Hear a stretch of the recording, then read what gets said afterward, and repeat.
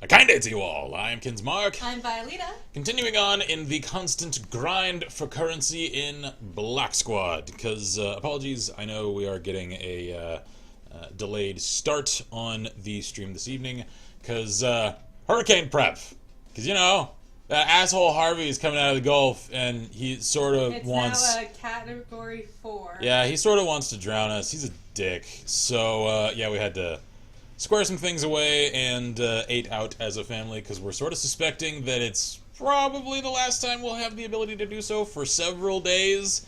So, also, because I'm sure folks are going to ask, the storm hasn't reached us here yet. I'm sure it will soon. Yep. So, advance warning. Could cut stream at any moment. Because, I mean, who knows exactly where power lines are going to get hit and all that sort of stuff. You know, electricity could cut out. Who knows? So just keep that in mind for the extent of this stream and for content in general on the channel here and on YouTube for about the next week. I'll attempt to stay as consistent as I can. However, if we lose power for a few days... There's nothing we can do. Yeah, that cuts off my ability to actually upload. So I have a couple of days in advance covered. Not as much as I would like, because honestly I didn't actually expect this storm to get as strong as it has. Yeah, most didn't, I don't think. Yeah, I didn't actually figure that I'd need to cover for the extent of time that it looks like I may have needed to if we were going to completely avoid channel disruption due to the storm. Yeah. That's how it happens, though. So again, I'll keep you guys appraised as much as I can. I'll take the plunge if I have to. I'll connect my phone to Twitter, and that way, even if we're sitting here in the dark playing tabletop games, hopefully we'll be able to still connect with our phones. Yeah, I mean, I should at least have cellular coverage. We might be able to if the cell phone towers also go down. Yeah, that's also a possibility. But we will hopefully not have that be a problem. Yep. Sheila's here and waves to us. Hello, hello. Hello. So, just figured I'd appraise you guys of that situation, because I've already had a couple of messages from people asking about how we are affected as far as the coming storm's path. And as far as the area that we live in is concerned, the neighborhood that we are in is sort of atop a little hill, so we aren't actually at any risk of direct flood damage. However... Assuming things don't go really, really bad. Well, we're too high to actually get flooded in here. Well, that's just... We might get stranded here. Yeah, because that's the one concern, is that the ends of our neighborhood sit much lower than this point that we are at. So we may not get actually, like, flooded with water in the house. We may get flooded in, since the roads leading out of the neighborhood may get cut off. So, as a possibility, we're prepped for a few days' worth of food and water, so, yeah. I'm not actually all that worried about it. Me neither. It's just, you know... The greatest inconvenience is losing power. Yep. That's about it. Pretty much. Anyway, I am still grinding up. I'm close now to... Actually, wait, hold up. Ooh, I may actually now have just enough, come to think of it, because I got 500 medals for something as like a login gift. So, ooh, they added a new gun. They added an Shield says, Vi and Kin will be living on their own private island. Pretty much. Basically. Pretty much. So, I now have enough for the SR-47. Marcus says, howdy. Hello, hey, how goes, matey? Did they add anything else new? Doesn't look like it. No, this is all just same old skins and stuff. So, interesting. I'm assuming I probably will not like the Mark 14 here. Simply because DMRs and I in this game just don't really get along all that well. Oh, and look at the model. It's got one of those goofy little side-canted red dots, too. So I think I'm going to stick to the gun that I've had in mind as my grind for the last several streams of this game, and I'll acquire the SR-47. Randall says, Shield does a much better job of notifying me about your streams than the Twitch app does. Happy belated birthday, Shield, by the way. Yes, happy belated birthday, because that was yesterday, I believe. Yeah. Congratulations on your annual consecutive victory over death. And yeah, the Twitch app. Yeah, like I said, I try to notify you guys on Twitter and stuff as well when we're setting up to get started. I know not everybody follows us there, though, so yeah. at least somewhere along the line, the message is reaching people. Yeah. So let's see. Sheila says, we came to the conclusion that Twitch and YouTube are running behind. Yeah. And she says, thank you all. Yeah, their servers probably operate at a substantial delay, I would imagine. Probably, yeah. You know what? Just purchase and throw it in my inbox. Yeah, there we go. So let's see here now. What the hell? My loadout slots got cleared of main weapons. That's because the early access DLC timed out. Okay, so I'm stuck with the stuff that I have actually purchased at this point. Purchases assist? Jesus, can I talk? Oh man, I forgot. I didn't actually purchase the shotgun. Yeah, Marcus says, honestly, I wonder why you Americans always prep for a few days when you have trouble heading towards you. We always have a week's worth of food available no matter what.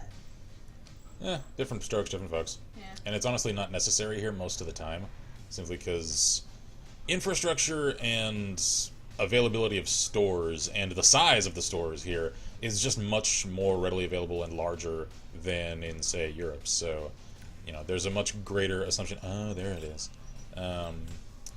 that availability of resources is just sort of a given. And that isn't always smart thinking, however, most of the time it's true.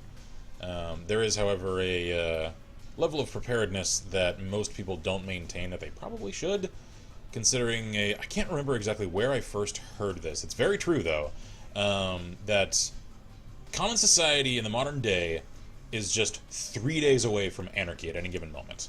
Because that's about how long the average American household maintains as far as food and water storage.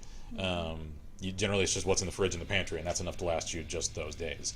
And after that, if the gas stations aren't running, if the grocery stores aren't open, if you can't go get what you need, what are you going to do, practically?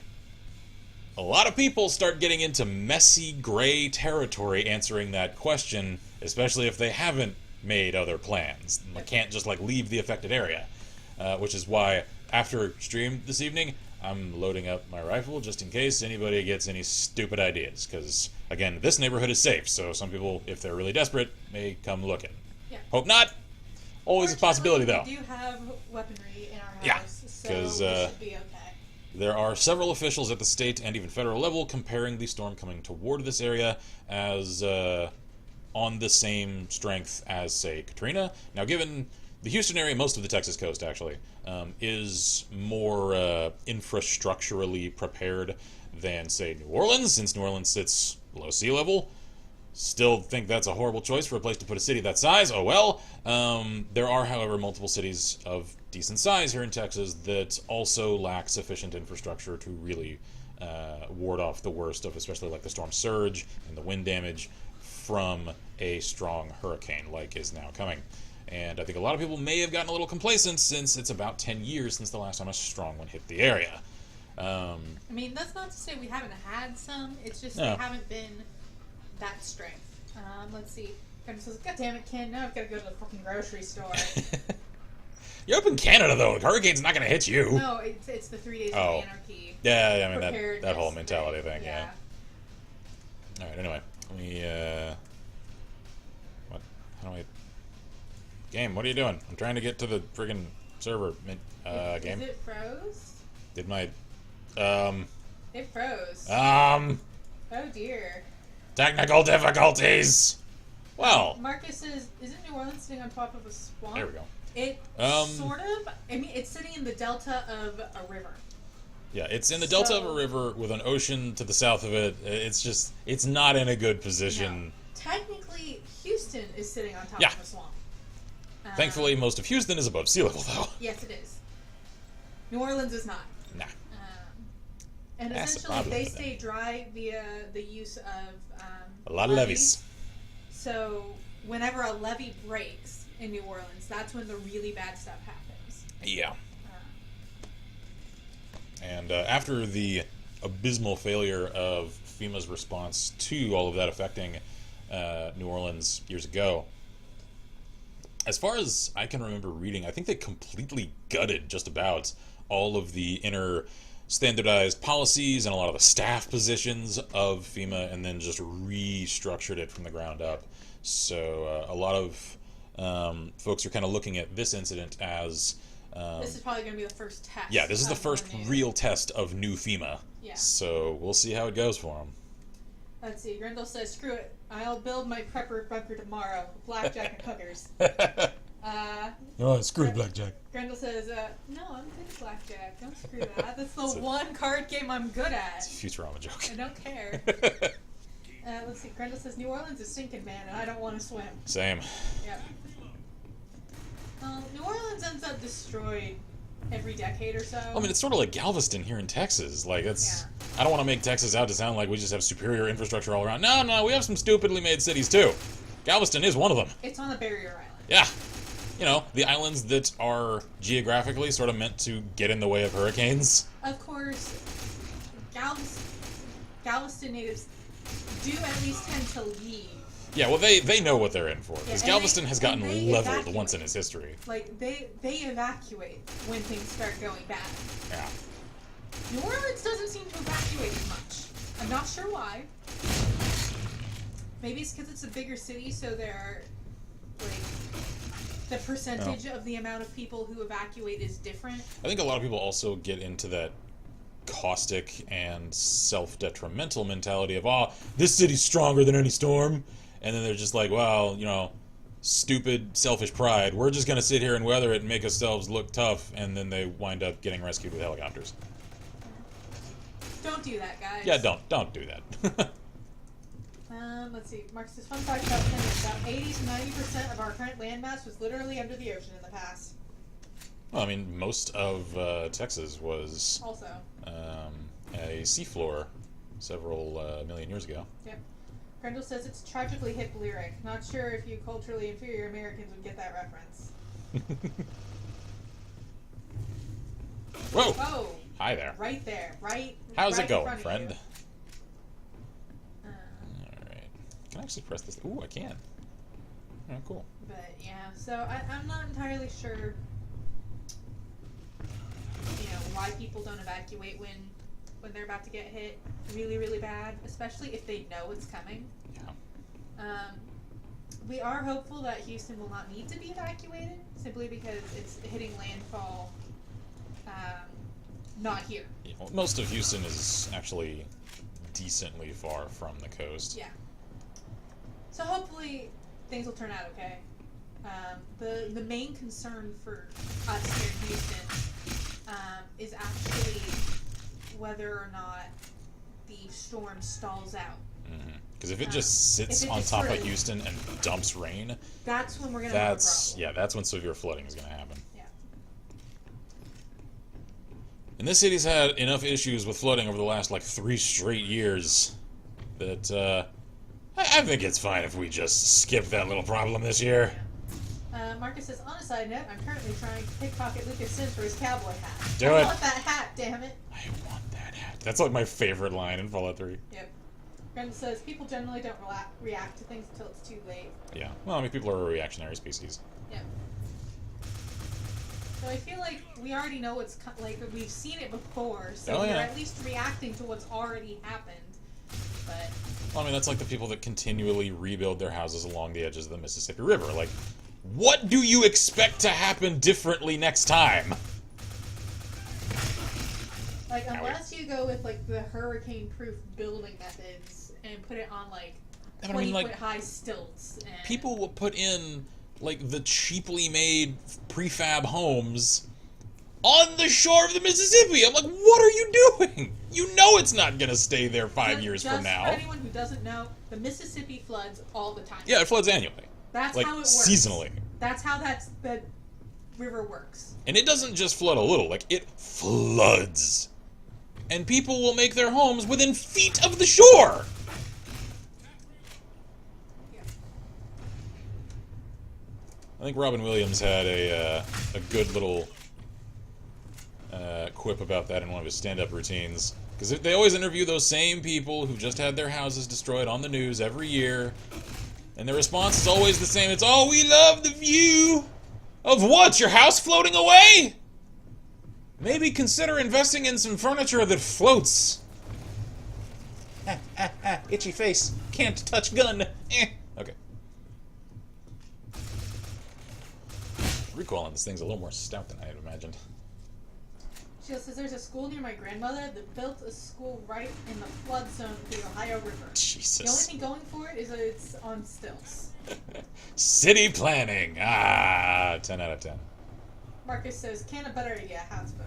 Except it might get capsized. Yeah, because high winds and swells generally tend to do very terrible things to houseboats. In general, that is a good idea, though. Yeah, there was a tornado, actually, that came through a marina that sat on Lake Travis in the Austin area. That my dad knew some guys that owned some large vessels on, some of which were some houseboats. And one of them was very surprised when they visited the marina after a tornado came through. And I mean, it came right through the middle of the marina.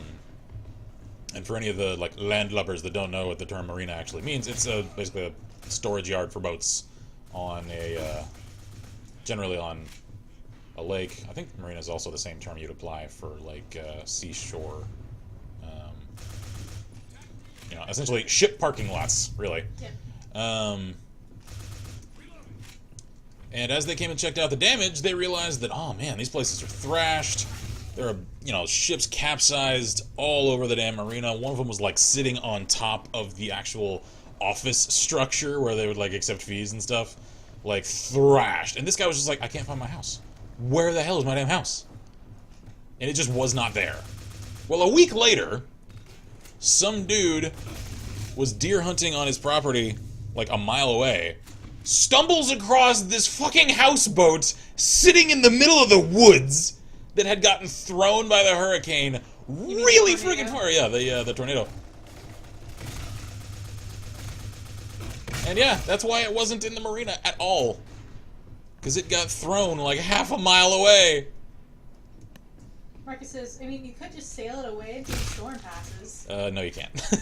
A houseboat is not fast. No, and it's also generally not able to withstand the seas that are already rough by the time you know a strong storm is coming. Yeah. Not to mention the ones that are, on lakes. Yeah, lakes, there's nowhere to go. Rivers, there's nowhere to go. And in the Gulf of Texas right now, nowhere to go. So, no, you can't just sail away. That's not an option. Unfortunately. It would be nice if you could, but by the time, it's clear that one's coming for the area, it's already too choppy. You're already closed in.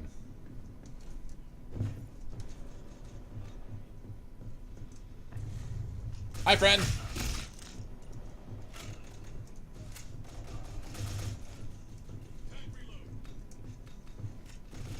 Oh, hi.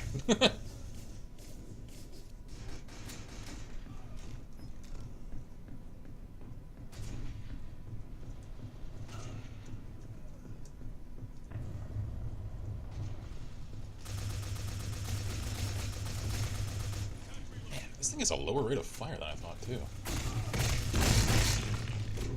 I'm a little buyer's remorse on this rifle. I really thought I would like it more. Grandel says, I now have an idea for a settlement plot for fucking houseboat jammed in the side of the house at a coastal cottage. Marcus says he's gonna go chat dark again. I got a hat to steal. You get that head. He just doesn't want to do it by killing him because he likes Mr. Sims. Lucas is awesome. Oh god! Ow. Nope. You tried. Oh, the guy up top got me. Damn it. It's a good try, my love. Good try.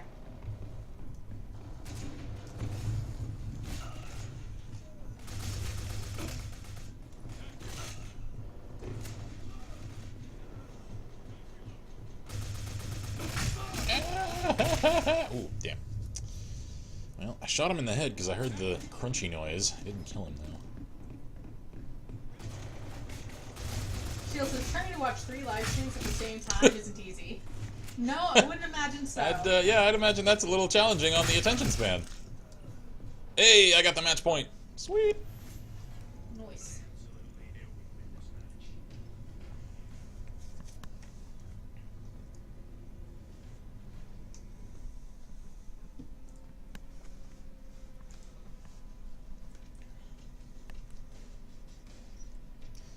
So yeah, anyway, revisiting the average preparedness topic. Hang on a sec. Okay. And also, speaking of hats and Fallout, be it known, my new Vegas PC was wearing a slouch hat before Preston Garvey was a twinkle in a concept artist's eye. Yeah, I've actually seen numerous documentaries, because it's sort of a dread curiosity of mine. Sort of similar to the way that like post-APOC is, because catastrophe response is a similar scenario, albeit temporary. And so I generally tend to find, especially like the speculative documentaries about what would happen if like a global pandemic, or if the atmosphere of Earth were to suddenly thin out, and we had to deal with like an extreme amount of global warming to the point where like you can't spend more time outside than a few minutes due to UV or something like that. Or even like a realistic interpretation of like what would happen if aliens showed up or something. A lot of those just like catastrophic, what would you do sort of scenarios. They're fascinating, really. They are. Sock Sandwich is here. Hey, how goes, matey? Ain't seen you in a while. And it is like frustrating and disheartening to see how little preparedness people generally maintain, especially people who live in areas that don't ordinarily have to field at least minor catastrophes semi-regularly, like coastal areas. Yep. People that live in like the heartland of the US, where the only thing they've really got to worry about is tornadoes, they generally tend to even look at some of the like levels of prep that folks around like this area, for instance, maintain as just like, it's crazy and exaggerated and unnecessary, because to them, they'd never need that sort of preparation. Except they might someday. Yeah. That guy says, sorry for being late. I was catching up on some guy 2000 content. It's he all got a good. computer that wasn't made in 1975 and uploaded Darkest Dungeon gameplay as well as streamed Doom 2016. Yeah. He upgraded his potato, I see. I'm amazed at the sort of work he was able to put out, knowing what sort of rig he had when he made like the New Vegas Bounties series. It's sad. It's like, I can only imagine how agonizingly long his load times must have been during don't talk to me the about mod. that. I don't want to think about it. Like development cycles and stuff. Oh. Sheila is watching us and watching her friend playing Final Fantasy 15. Oh, hey, good choice. Someday we'll play that. Yep, one of these days. First we'll have to play Type 0 though. Yeah. Because we actually own Type 0. I do. I've just still Unlike never 15. played it. Like, she and her mom got me Final Fantasy Type 0 as a birthday gift. Yeah. Like a year plus ago now. And we've never. Because I haven't really touched my PS4 since like 6 months after I got it. Yeah. Haven't actually popped in Type 0 at all, because I'm just like, I don't feel like messing with the PS4. Yeah. Even though I know now, because of Final Fantasy Record Keeper, that it has amazing music. Yeah. Though the Record Keeper stuff is remixed. It but is. It's all based on. Still, it's really freaking good, though. It is really freaking good. I've listened to several Type 0 soundtrack, like some of the So OST good. tracks. It is so stinking good. And I'm like, I can already tell I'm gonna like this game just based on the music and the art style. Mm-hmm. Itchy forehead. Part of the problem, of course, is that the PS4 is currently downstairs, where we don't go most of we the don't time. spend a whole lot of time downstairs. Things that are loud, like gaming, because my parents' bedroom is right next to the living room where the PS4 is. And we're generally up much later than they are. We are night owls. They are not. So one of the things. Someday. Well, one of the things we're going to end up doing pretty soon is because after the multiple moves thing, we kind of just got the office and our bedroom squared away, and then we were just like, no more moving. We're So tired. we haven't really finished like renovating the upstairs area that we live in fully yet, and our plan for the one guest room that's up here on the level that we live on is to sort of turn it into a like makeshift living room kind of thing with like a futon so that we can actually use it as a guest room if we need. But that also has our like gaming consoles and a TV and stuff, so that we can do that stuff in there. And we can also watch movies. Yeah. Like, We can chill somewhere that isn't in the office. which we cannot currently do. No, we cannot. So it leads to a little cramped, claustrophobic feeling sometimes. Yeah, we have 2 rooms. Yeah, we have pretty our much. bedroom and we have the office. That's about it. So we just haven't done that yet. Yeah, we will. It's in the plans. We just haven't taken the time to do it. Grendel says, wait, some guy 2000 streams? Excuse me, I Oh, need yeah. to go follow. Oh, he absolutely does. That guy says, oh, you haven't seen anything until you watch XCOM or Prophecy of Pandora playthroughs. Yeah. You had to pause the recording every 5 minutes at most to boost the frame rate to a playable level. Oh, dear God, that poor man. Sock says, I love when you guys wear black shirts so you just look like floating heads. Yeah. To be honest, most of our shirts at this point are black. Yeah. Because the shirts that weren't black have since gotten worn out, basically. Pretty much. Yeah. Someday it Jesus. won't. Someday I'm thinking it won't be a black sheet and it'll just be like the soundproof foam. Yeah. In a cool pattern. Until that day, however, we will be floating heads. Because I do want to get foaming. It's just, that stuff's expensive, man. It's expensive, and currently we don't super need it. No, we don't, because the acoustics of this room are actually pretty decent. The walls are all pretty well insulated, which I think is what really helps. Yeah, really, the only place you can really hear stuff from in here is downstairs, like right below us, because the floors are not very. Yeah, the floor is pretty thin. You can actually hear really clearly what's going on in this office from the kitchen underneath us. Mm-hmm. The other thing that's really helping is we have a large shelf essentially directly across from the desk that we're sitting at right now, and it is currently housing all of our tabletop stuff, so which means there's a lot of material absorbing the sound. Owie! Grendel says Kin only has the one color. At least Vi's wardrobe changes occasionally.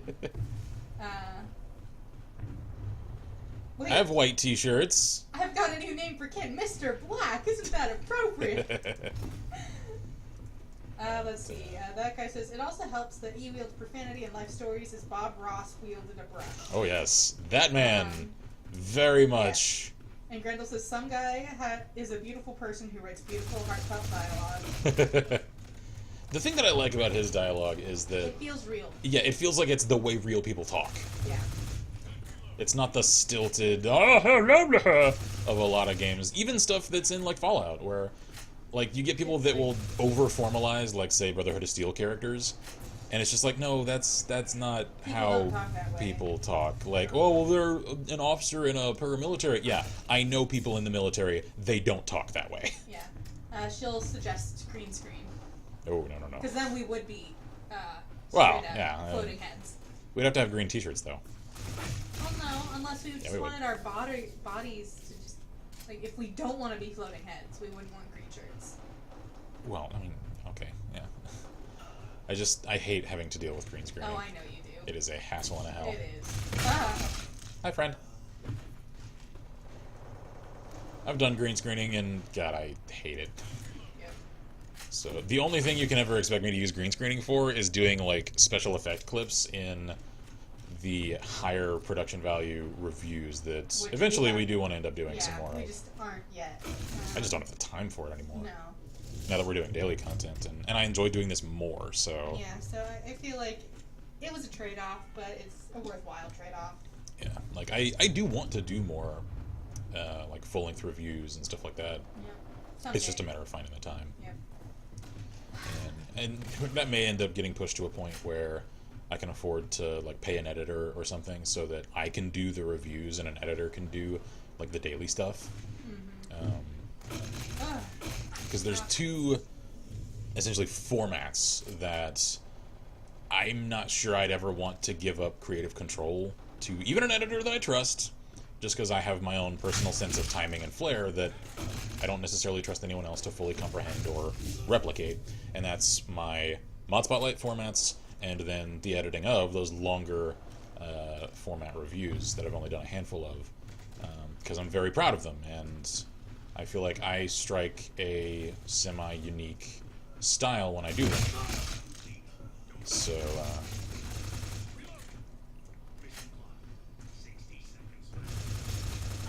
yeah, I'm actually quite proud of my Mod Spotlights in particular, because I've looked, and, like, to date, I am the only one who does them the way I do them.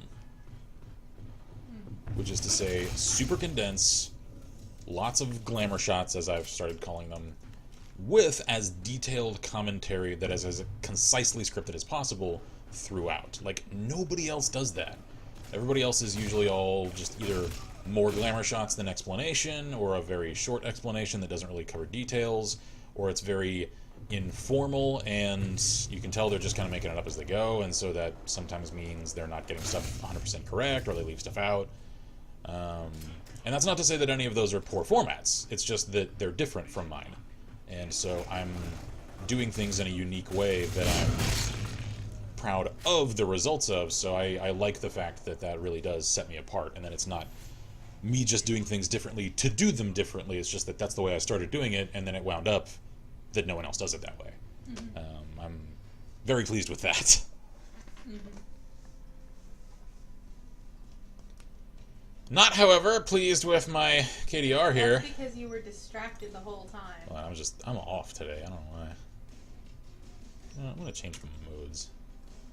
Yeah, quick match. I'm going to do assassination, because I like that mode. Yeah.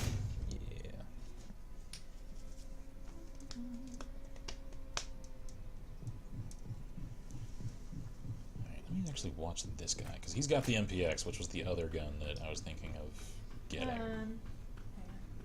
Grendel says, dude, LLP mod reviews are A++. Everybody else is clickbait, booby pics, or something I can't read ripoffs. Or Scottish. Al Chest Breach ripoffs? Yes, yeah, you. okay. I'm sorry, my text on my chat thing for Twitch is weirdly small. Yeah, as far as I doing... don't know how to make it larger. Yeah, like commentated mod spotlights. He's the only one that does things even close to the way that I do them. However, his format is much more informal.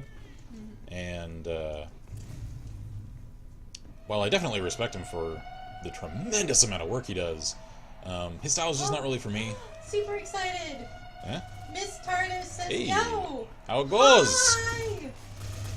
Super excited. Happy to see ya. Just got home from work and wasn't long. Kept getting called all night to help with customers. Nearly took all shift to get done with the lot. That sounds like fun. Don't float away, Misty. We love you. If it looks like you might float away, you can come and stay with us. Just bring food. And pillows.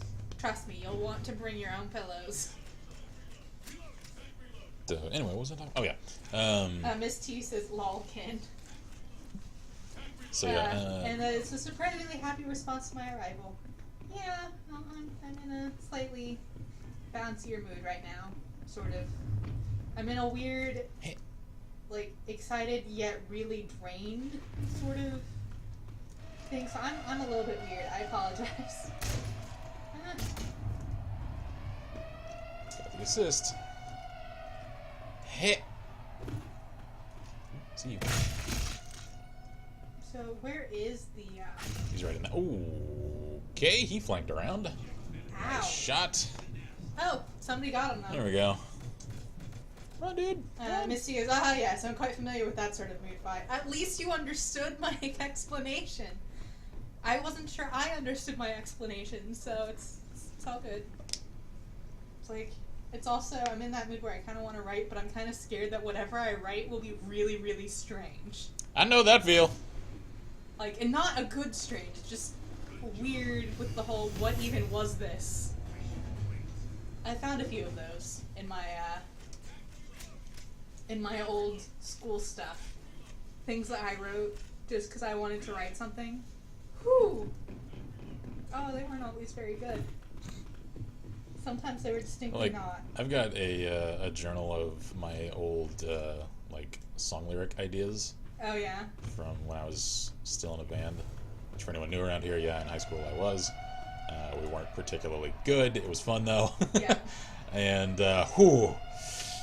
Some of them I still read to this day, and I'm like, wow, I wrote this? Holy crap. And then some. And then there are others where I'm just like, oh god, what was I thinking? I wrote this. Ugh. Okay, let's see. That guy says, also to celebrate War of the Chosen, XCOM 2 is having a free weekend with a 60% off sale. Good times. Miss T says lol, and you speak Lizanese, and I speak Sable Vi. Yeah, it's good that you do. Celtic Knight says, you know what, go for it, Vi. I might. We'll see. And Miss T goes +10 to Celtic's encouragement. Fine. Do not blame me when it comes out weird and terrible. Randall says, so by the way, everybody finally got face pics of that bastard ghost. So expect fresh memes on Discord as soon as I can make some fresh ideas. Oh, did he finally dig out his face cam for his streams? Grendel says, oh, Ken, we need to hear your cringy lyrics. Oh, no. Miss T is looking forward to the new memes. And Sock Sandwich says, hold up, there's a Discord? Oh, yeah, There man. is indeed. Check the About tab on our YouTube channel, and there is a link right in there. Oh, right. I'm on, Lol, oh my god. Miss T goes, just tag it as crack and possibly trash pile and save it for later. Well, I guess, you know what, that's probably a good way to put my cringy writing. Just tag it all with trash. So we gonna VIP again? Yeah. This is honestly, I think, my favorite mode in this game. Yeah. So the Discord link is underneath the vid, right? The video. There's a link to it? Right? No, it's not on the video. It's on, if you go to the main page for our channel on YouTube, go to the About tab. I think it's the About tab. The one that gives you the, like, channel profile thingy. And there's a link to it there. It's the same place where I've got the info on our stream schedules and all that.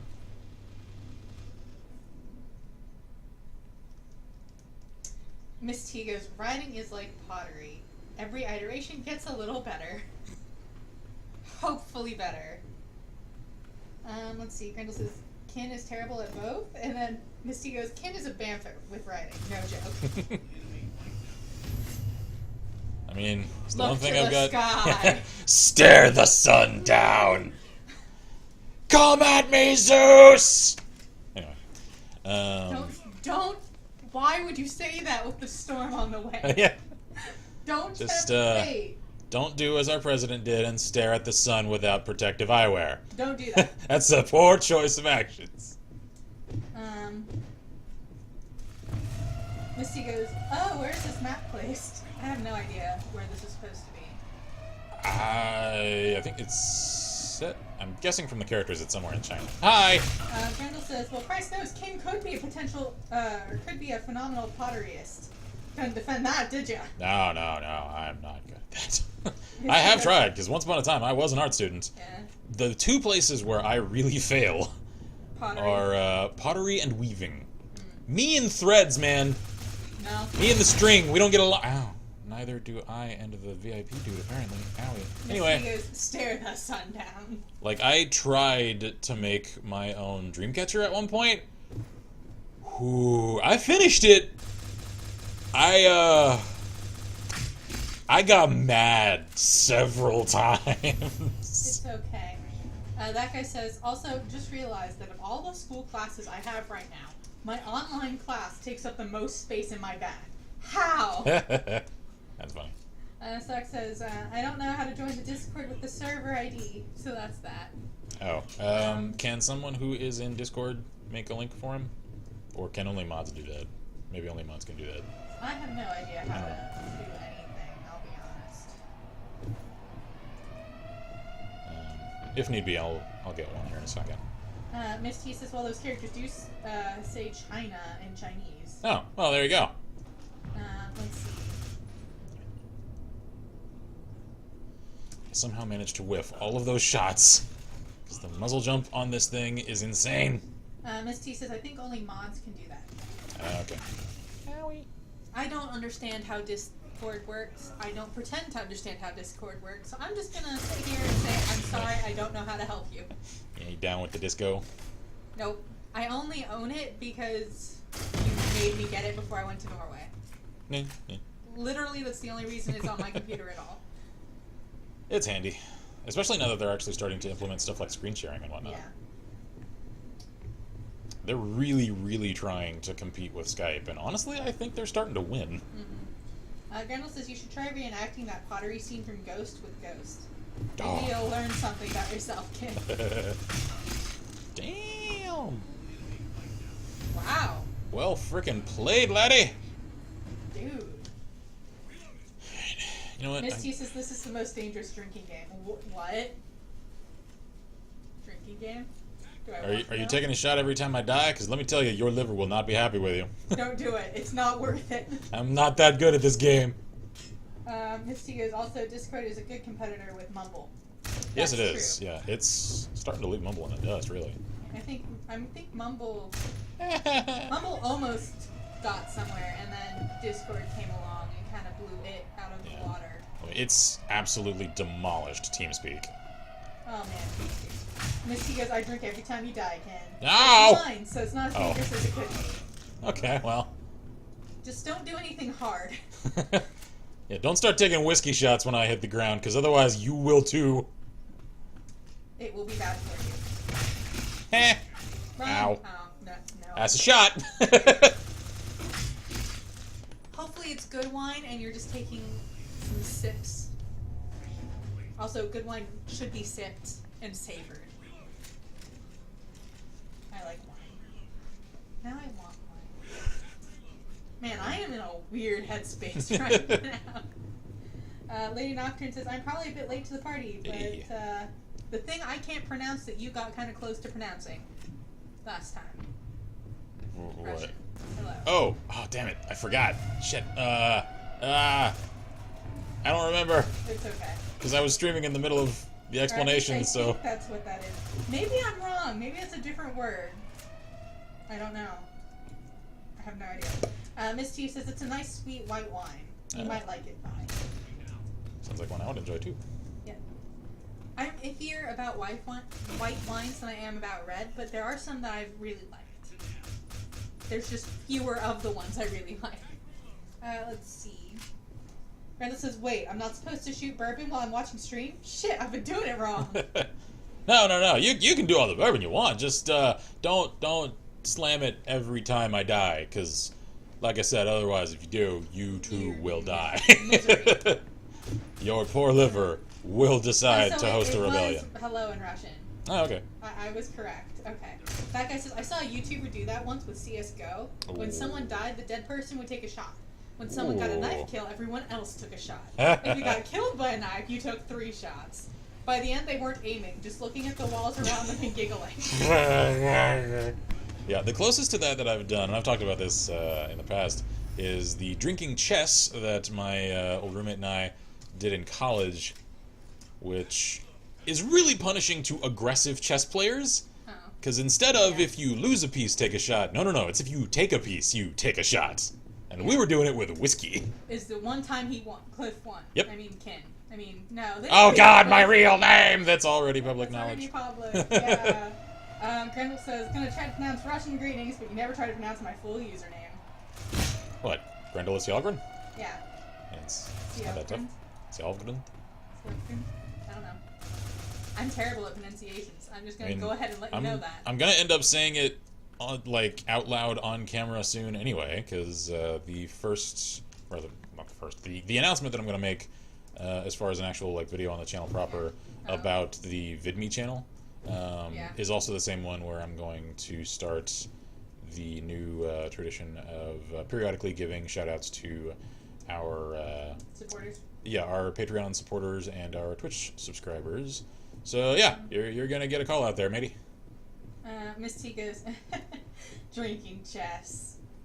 Good Grendel times. says, I need to show some new water for drinking games. You'll learn some true pain. Miss T goes, there's a Japanese rhythm drinking game. Fun and punishing. Ooh, hey. MPX. Oh God, why didn't I get this? Oh God, why didn't I get this? Oh, I love it so much. Oh, the SR-47 is such trash compared to you. Oh, that's a shame. You'll just have to hunt for more. I'll have to grind up to get this thing, because that's like exactly my sort of handling. Frustrate. Alright. Oh well, I think the MPX is only like 2,000, so I mean, I'm at 0 now, but 2,000 won't take me too long to get to. Grendel says, "Oh shit, I'll be publicly acknowledged for the first time." Yeah, man. Yep. It's happening. Dem shoutouts, though. Ah. Because yeah, the let's look at the dirty concrete ceiling. Yeah, the informal version of the announcement that I'm going to make is that we have a new VidMe channel. yeah, we have the VidMe channel, as I've talked about a few times. For anyone that hasn't caught those announcements that I've already mentioned on a few streams, vid.me is a new video hosting platform, the only one that I actually think has a chance of competing with YouTube, and because of that I made us a side channel there, so feel free to go search for us, and if you do, please go follow us, because we need to get up to 50 followers so that we can get verified and then upload like full-length videos and don't have a weekly upload cap, etc., etc. So anyway, along with that, I'm also going to make the announcement that I am going to remonetize the channel on YouTube, because since I am going to monetize VidMe, then consistently, I mean, it just doesn't make sense to monetize one and not the other. I can't stick to principles on YouTube since they're not actually following their own rules as far as what gets nixed and what doesn't. It's just a crapshoot at this point, so I'm like, screw it. I'll just collect on what makes it through the filter, and what gets stripped of monetization. And because of that, since VidMe is still very much a small site that doesn't have a large user community yet, and so revenue even from it will remain relatively small, then I'm just going to start making more frequent mention of things like our Patreon and of the actual like VidMe subscriptions and Twitch subscriptions and that kind of thing. Whoa, God! And so because of that, I'm going to make more frequent call-outs to say thank you to the people that make use of those things.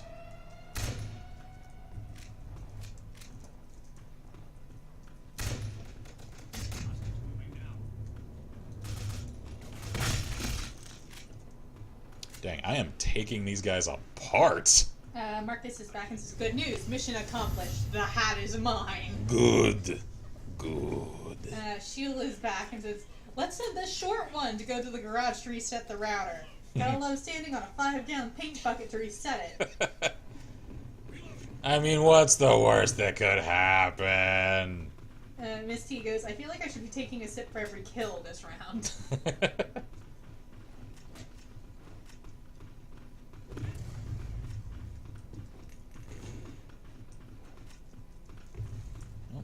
I guess my rusty streak started to wear off.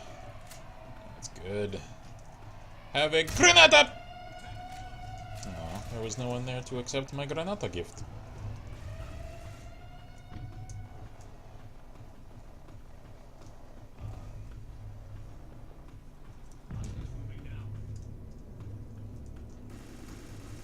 Jingle bells, shotgun shells, I'm here to kill you! Aw, I missed with my grenade. Damn it. Well, my friends cleaned up the mess, so that's cool.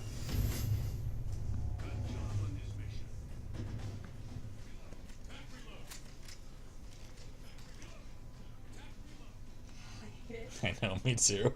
I'm still like cringing inwardly every time I hear it. Tack reload. Because again, anyone that's missed the last couple of streams of this, Tactical reload. yeah, that's the one thing I don't like in this game, is the characters constantly spout the line, "Tac reload!" every single time you reload. And no one says that!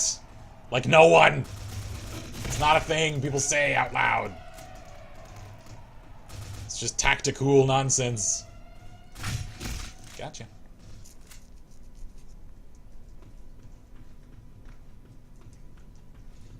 Eh.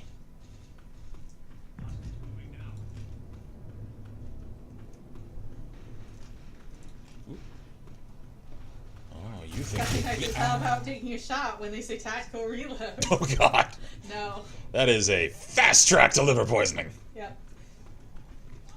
Sock says, "I tried putting in the server ID to join a server tab on Discord, but no worky."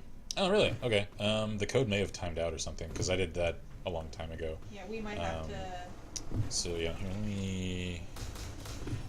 Well, I've got monitor capture on. I don't necessarily want to do that. So. And Grendel says, "Look, it's like giving away your right of way at the stop sign. It's nice, but we don't have regulations on the. But if we don't have regulations, the whole thing falls apart." Yeah, just stick around after stream if you can, and I'll get the link and send it to you. Because like I said, for this game I kind of have to have monitor capture on, and I don't want to necessarily do that with monitor capture on.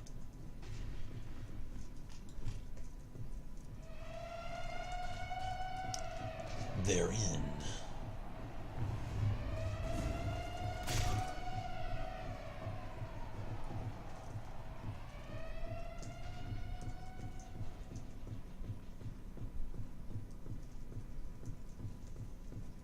Hello. Assassinos. Are you Sock here? says K. Grendel says, "We need Noah. He's the only one Discord smart out of this utterly dysfunctional community." Yeah, Yeah. I mean, he is the one that made it after all. He's the one who knows what's up with it. Yeah. Pretty much. Ow, ow. Oh. That guy was an enemy. Don't I feel mortified right now? I looked right at him, just melted upstairs, assumed he was my friend, and just was like, "Yeah, I'll cover your corner for you, man." Yeah, Misty goes, "I'm gonna take God. some shots for that one, kid." Yeah, yeah. That one's like a chug your friggin' glass and finish it moment.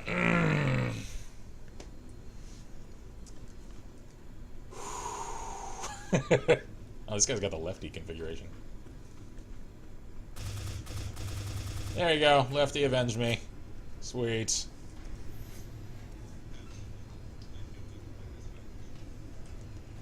Wow. Despite my embarrassing failure, we have stomped them. Okie dokie. Yay, daily mission complete. Only 20 medals, though. Jeez, that's kind of weak sauce. Give them to me anyway, because I need as many as I can friggin' get. Since I want to get the MPX. I want it so much. Wait, event. Oh, cool. I didn't realize that was going on. Apparently I'm getting 20% more XP and gold right now. Awesome. Not that I really need gold for much of anything. I mean, I guess I could use it for unlocking more weapons. There just aren't that many that I want that aren't in the metal shop. Although, I may shell out to get the shotgun at some point, since I do like that one.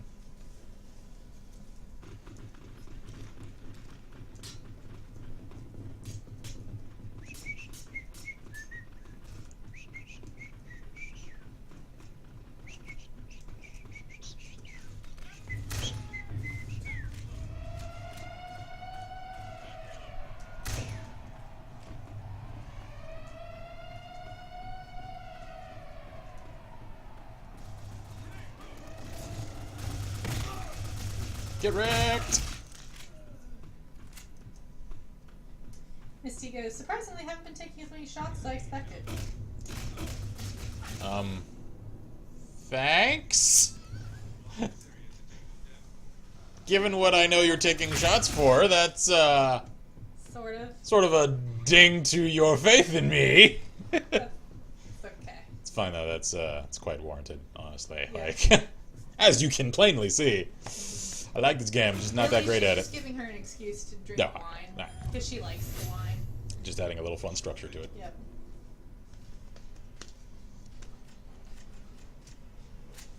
Yeah, I still gotta do the Russian roulette vodka that Scarlett suggested.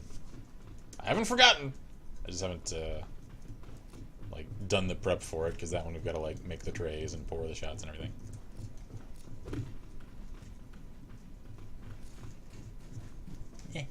Itchy face.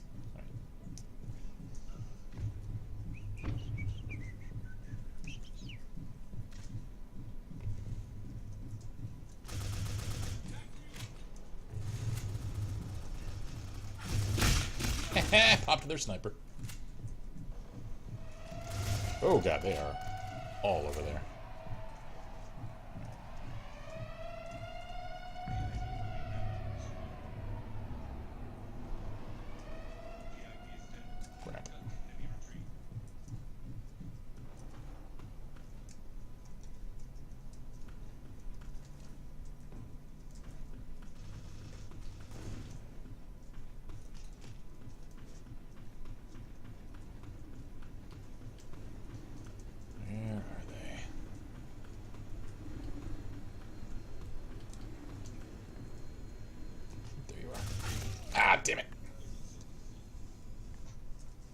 I try. Oh. Well, we've got one dude AFK. That's great. Misty says, well, at first I thought to drink at every death, but quickly eliminated that as a poor choice. That guy says, so I finally set up a Netflix profile on my family's account. Does anyone have recommendations on what to watch? No romance, horror, or anime? Yeah, that's completely scrapping everything I could tell you. Are you looking for movies or shows, or all of the above?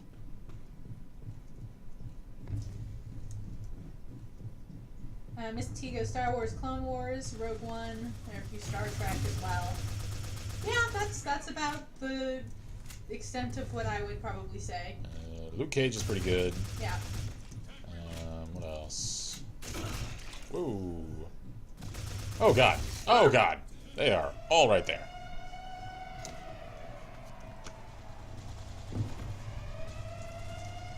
I don't know if it necessarily qualifies as horror so much as it is just sort of unsettling drama. One of my favorite sci-fi movies ever is on Netflix, or at least it was when I watched it. Miss T goes White Collar. Good stuff. I haven't seen that one. Europa Report is really, really good. Again, it might skirt the edge of horror, though, so keep that in mind.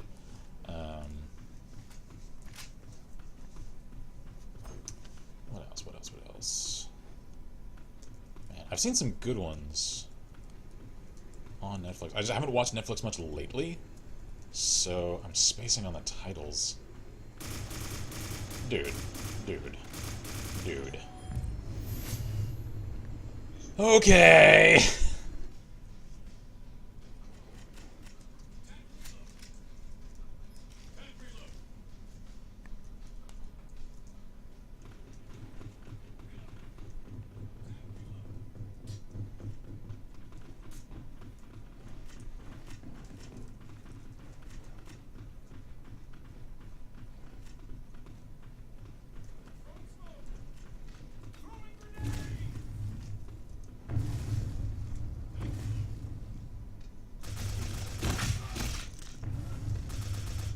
Yeah, ow.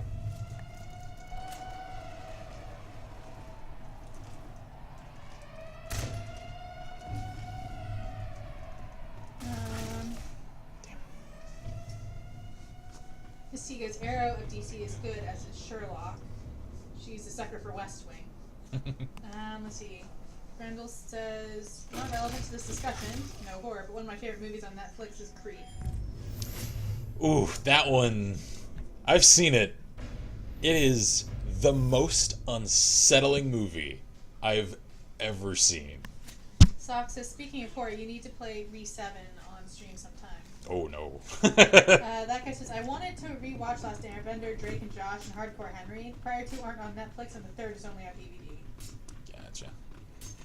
And I don't say oh no to RE7 because it's just like, oh god, horror. 'Cause honestly, I've really developed a thick skin to horror.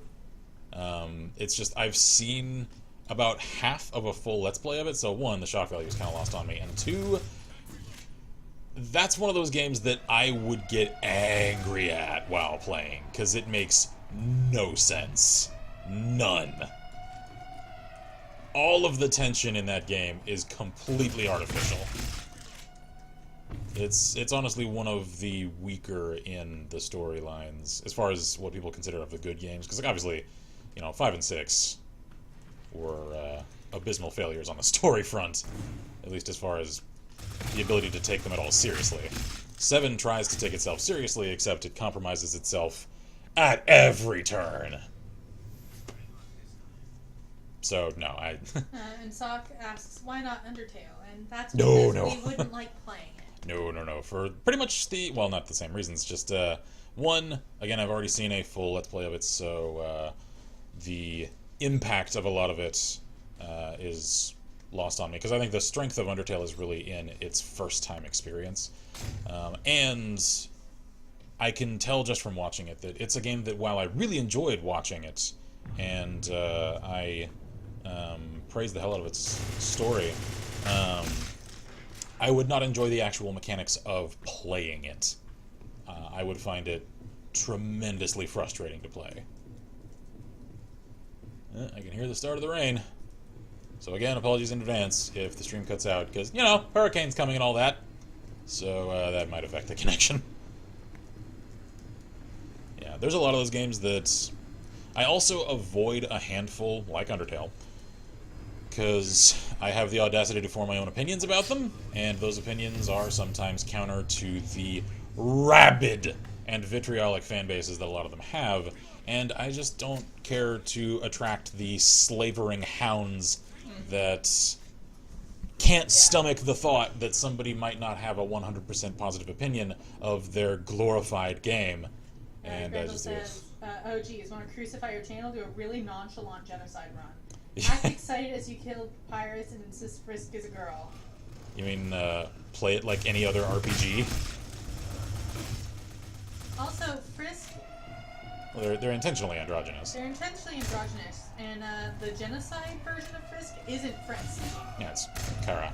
Chera, however the hell you pronounce her name. Which, any pronunciation makes it sound like a female name. Yeah. So, who knows? Yeah, whatever.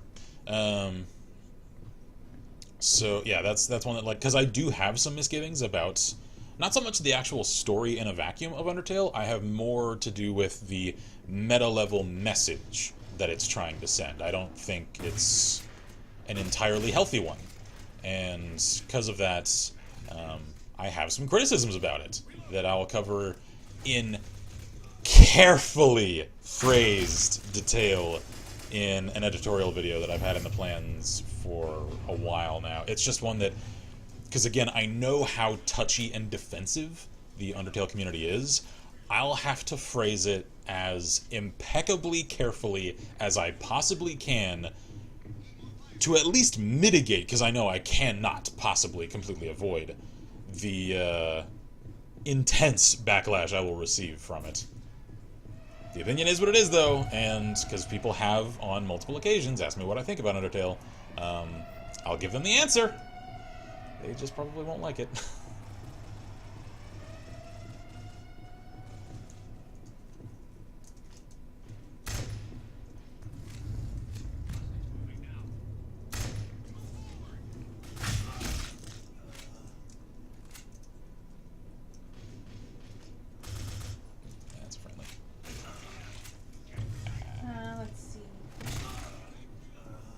Misty says also NCIS is on Netflix. Oh, is it? And Leverage and Merlin are also pretty good.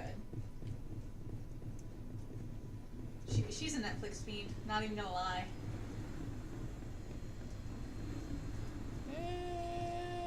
Chopper! Got to the chopper!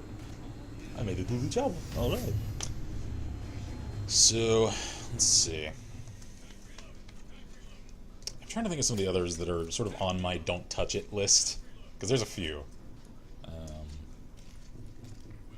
For a while, I thought of never really touching the Final Fantasy games on the channel, and eventually, because I've decided to nix that, because I love the series, even though I can see the problems, some of which very deep, in pretty much every entry in the series. That's not sufficient reason not to cover them, though. So eventually, we're probably going to do those as stream games. That's a long way out, though. Whoa. Misty says this is very true, Vi. I have a bunch of things I watch on Netflix, and only some of them are anime, shockingly. That's because there's not as many anime on Netflix as I wish there was. Yeah, I know. It's kind of slim pickings. For anyone that wants a weird and sort of trips at the finish line anime on Netflix, Knights of Sidonia. Pretty freaking good. Its second season, though, really doesn't go where I thought the first season was leading it to go. So that's why I sort of say it's one of those that trips at the finish line. The journey, though, pretty freaking good. And if you do want to hear our thoughts on that one in particular, we actually did a sort of an experimental format after we had just finished watching it. We were calling it like the after action reviews, where we did about an hour long, just sort of podcast style discussion about what we thought of it.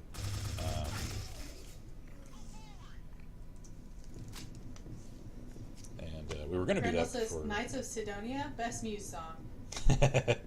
Yeah. It's not spelled the same though. Actually, I think No, it's not. Sidonia from the song is Cydonia. Oh, is it? Okay. This one is S-I. Right, Sidonia. Yeah, Knights of Sidonia was the song that introduced me to Muse. Miss T goes, yeah, Ken, I love Knights of Sidonia. Second season was a surprise, but good nonetheless. Yeah, I do think that they, that season was supposed to be twice as long, and then they ran out of funding and had to squish it all, so they there tacked were filler episodes that were supposed to be spread out more. Yeah. And then they tacked the ending that was supposed to happen, like, a few episodes later onto the point where it wasn't really ready for it yet. So yeah, Knights of Sidonia is one that I would kind of give the same advice that I would give to people that are trying to get into, say, Mass Effect, and that is, enjoy the journey because the destination will disappoint you. But it is fun. Yeah, and that's not to say that it's not worth taking that journey. Just know that the conclusion of it is not what you're really there for.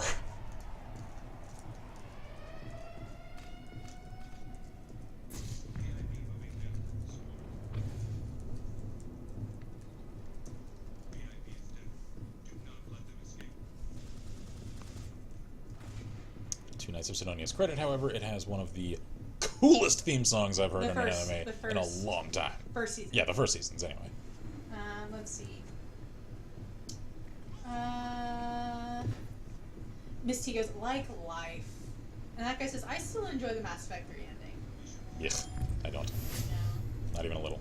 Randall says, speaking of pseudo-youthful stonery rock, QOTSA just released their newest album. Oh god, it's beautiful.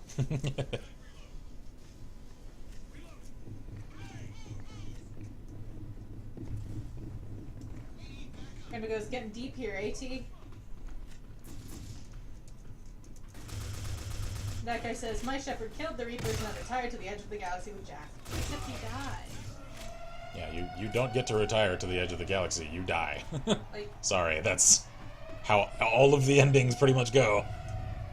You'd be dead. Which is why the only thing that somewhat salvages it is a mod that messes with it and makes it so that you don't necessarily die. Yeah, there is a really good mod that I think is the same one she's referring to. That Queens of the Stone Age by... I don't know these things. I'm not up on music, okay? I didn't know they were still making new stuff. I'll actually have to check that out. Oh, God. Alright, unfortunately, screw this gun. I kind of feel like I wasted metals on the SR-47 because, man, I watched several people use it really well, and I just can't make it obey me the way I want, so... Miss T has linked the opening theme in question. Yay! I love that theme. I'll listen to that just because. Also, I like the theme for the second season of Blue Exorcist. Yes. That one's kind of jazzy, but I like it. Yeah, Blue Exorcist is one that it wasn't what I expected when I was kind of going into it. But I liked it. Yeah, it wound up, pardon me, good though. It's very shonen though, so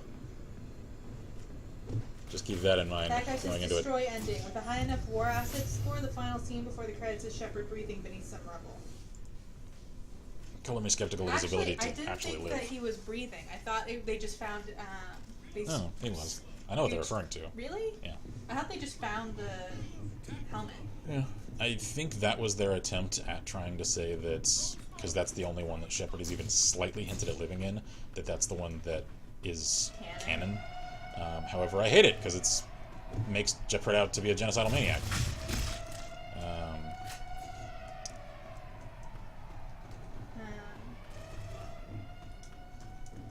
Miss T, I think you misheard because I don't know what that's referring to either. Mostly, we were just talking about Blue Exorcist and how it wasn't what we thought it was going in, but it was still really good. Yeah. That guy goes, genocidal maniac, and the Reapers are what? We didn't say they weren't. What about the Geth? What about the Quarians? What about everyone that actually has machines in them that keep them alive? Yeah, genocidal maniac. Simply because you're nuking a city to take care of a few enemies within it doesn't mean that that's the right action. We have feelings. I do. This. I have strong feelings about Mass Effect, and none of the endings are good. Not a single one. Now, obviously, for a story like Mass Effect, there is no such thing as a happy ending, clearly. It's just, they could have handled it much, much more tactfully. Misty says, yeah, it turned a little bit odd, Blue Exorcist. But you should check out Kyoto Arc. It's a little different tone from the main series. We would, but it's not currently in English. Like, he does not want to watch it when he can't just listen at the same time. Yeah, well, especially because when I watch shows, I'm generally working on something else at the same time. So I can't do that if I'm constantly reading subtitles. Yeah, he needs dub. I am happy to watch things with subtitles, but he needs dub. So we have to wait until it gets on Netflix with a dub. That guy says needs the many over the few. Yeah, we get that, but... Yeah, not justified. But given what we were promised with ME3, they could have gone so many different ways and so many different things that they just didn't do. And I'm not sure I'd consider an entire race, can't stress that enough, the few. That's an entire race. So, no, not justified. There are other ways.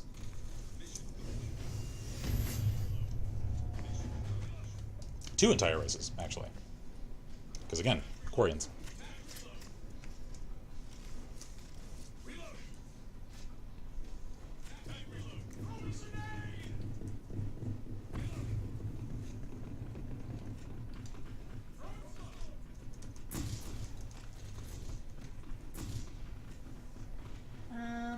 Let's see. Shields just wrote up a backstory for Moxley and realized I was typing it, but it wouldn't work because it was, for this one, she's Commander's daughter who was raised by Central. Oh, yeah. Gotta love it when your backstories don't work out the way you want. Yep. Happens to me all the time. It's like whenever they actually come out with, like, splat books for, the details of regions that I've set stuff in, like, Pathfinder campaigns in. And we're always like, no! I'm always so nervous because I'm like, the canon stuff might contradict what I've written. No! That guy says an entire race of genocidal space robots over multiple organic civilizations, or races, but they're not genocidal space robots. Yeah, they're really not. They're territorial. There's a difference. Not to mention that... And again, I'm not referring to the Reapers, I'm referring to the Geth and the Quarians. Yeah. Don't intentionally misrepresent my words. And the Geth are not genocidal. Nope. Not once you've done stuff with them. You can take steps as Commander Shepard to ensure that the Geth are no longer a significant threat to anyone else, and that they are just a territorial species, I guess you'd call them. People, race, culture, whatever. And, then just turning around, and after they've now helped you, completely wiping them out, yeah, dick move, not justified, not in the slightest. Honestly, Destroy is probably the best ending of what they gave us. That doesn't mean that it's a good ending or that we were satisfied with it. Don't get me wrong. For the endings that there were, it's the least weird and the least objectionable. That doesn't mean that it isn't objectionable at all. Yep. Like I said, there isn't a good ending. No. Because Synthesis is... weird, and it's not just weird, it's arrogant, it's presumptuous, it's dangerous, it flies in the face of science, because it really, really relies on the wand of space magic. It does not save the Quarians, though, that guy, because they rely on their suits and their technology to survive. Yep. When you do the Destroy ending, it shuts all of that off, so they're all going to die. Yeah, the Quarians are all going to die due to medical complications because of what you do. So. And also, what are the little short ones that always use the masks? Oh, what are they called? Volus. Yeah. Most of them are going to die unless they're on their own home world at the time. Yeah. Because they require the masks to live. Well, I don't think it necessarily eliminates just straight up technology. It's not like a mass EMP. It's just anything with the...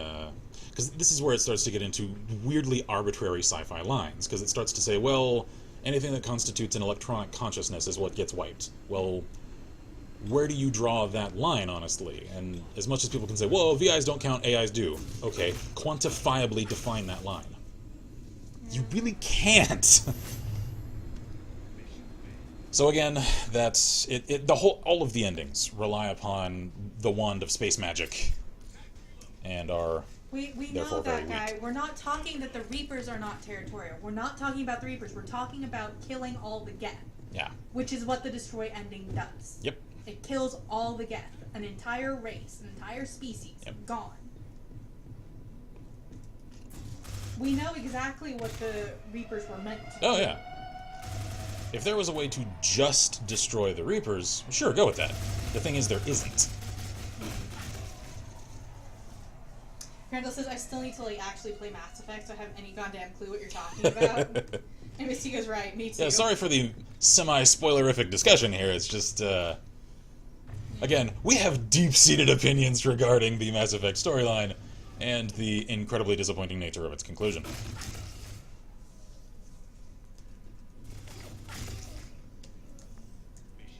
Because, and it's what irks me even most about that ending is not just that none of them are good, and that they're not any of them really satisfying. There's also the layer of it that we were lied to about what sort of endings we would even get, because a lot of the early, hype coming from folks at BioWare and EA was saying that, well, because these endings, the ending of this game doesn't need to come to the same sort of common, conclusionary thread as, say, Mass Effect 1 and 2, because they have to lead into the games that follow them, and so they can't necessarily be very different. 3, of course, was always meant to conclude Shepard's story, so it could go in wildly different directions. Okay. And then it just didn't. I think goes, yes, it's a loss, a great loss, especially if you brokered a peace between them and the Quarians, but it's a war. If the Geth don't die, all other races will instead. Not necessarily. We were fucking winning. Yeah. We didn't need the catalyst. Exactly. We were winning battles. We may have lost a few planets in the fight. We could have won the war, given what we see of the multiracial alliance's capabilities against the Geth during the later phases of the fights. You don't mean or rather, Geth, of the Reapers, rather. Yeah. So, yeah, there's no justification for wiping out an entire race. Arguably it was 2 the easy races. Yeah, because it's the easy way. Like, it's sort of like saying that if we had had an even huger atomic bomb during the end of World War II, that, well, if we nuke the entirety of Japan and it just happens to take out Korea too, sorry Korea, we had to win the war. Does that sound acceptable? Of course not. It's the same fucking thing. Yeah. I'm sorry if it seems like we're picking on you, because we're really not trying to. No, I we just have disagree. We have very strong feelings about that game. Most of it is more to do with the fact that we loved the Mass Effect games, and we even enjoyed playing 3. Like, the gameplay of 3 is very, very good. Yeah, that's... We just are very disappointed in the choices we've been given at the end. That all really, 3 of them. Yeah. They're not the sort of thing that we were essentially promised by the creators.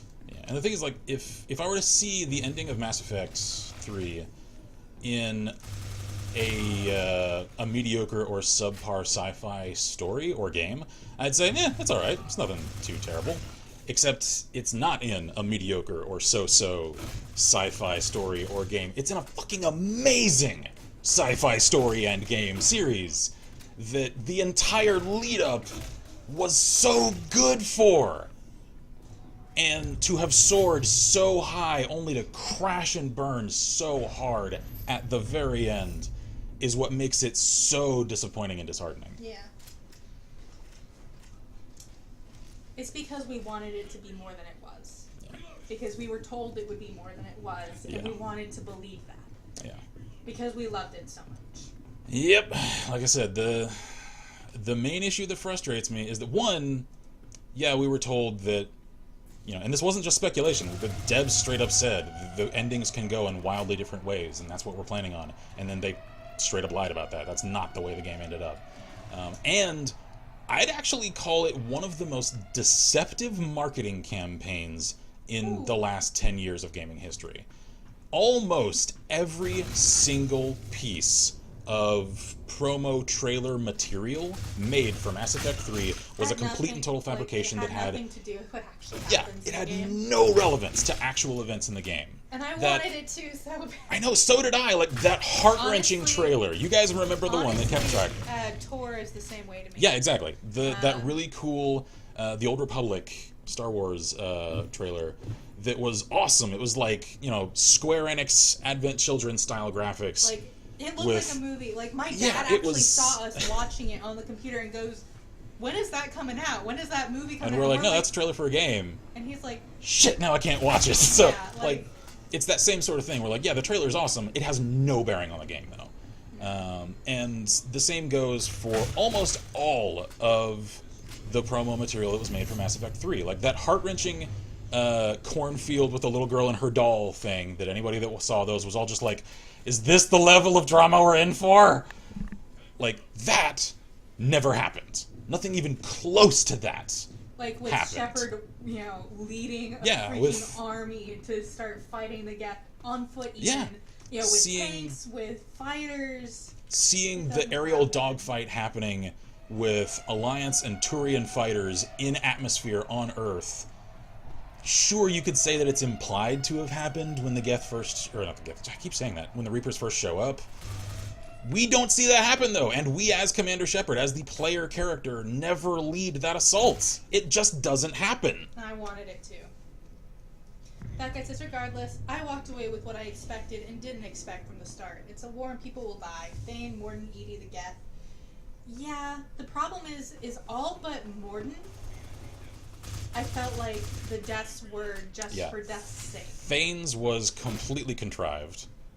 Because for one, we could have shot. Yeah, that cutscene falls into the category of cutscenes I hate. The whole, it's happening and you can't do anything about it, even though you could. Yeah, it's happening for two reasons. The first reason is cutscenes, so they've removed the player's agency from events, which is irksome, number one.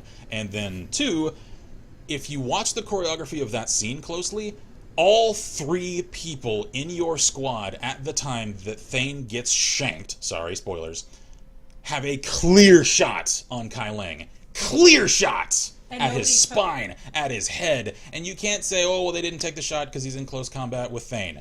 They're all superior shots to that. Everyone in that squad, they can make that shot. Especially since Kai Lang is focused on Thane! Not to mention the fact that we've made those shots before Yeah. when Thane's in your party, Yeah. too. Like, it's contrived, it's scripted, it's forced, and it's out of character for Thane. yeah. So, And no. especially after getting Sony fans' hopes up with the Cure Thane promo campaign. That they even had stuff for at their booth. Mm-hmm. Again, with the deceptive marketing. God, I hated that. Yeah, that Mordin's was... death, perfect. Don't change a thing at all whatsoever. Mordin's death is... I cried like a little baby. It's perfect, though. It's perfect. It's the story conclusion Mordin's character deserved. The rest...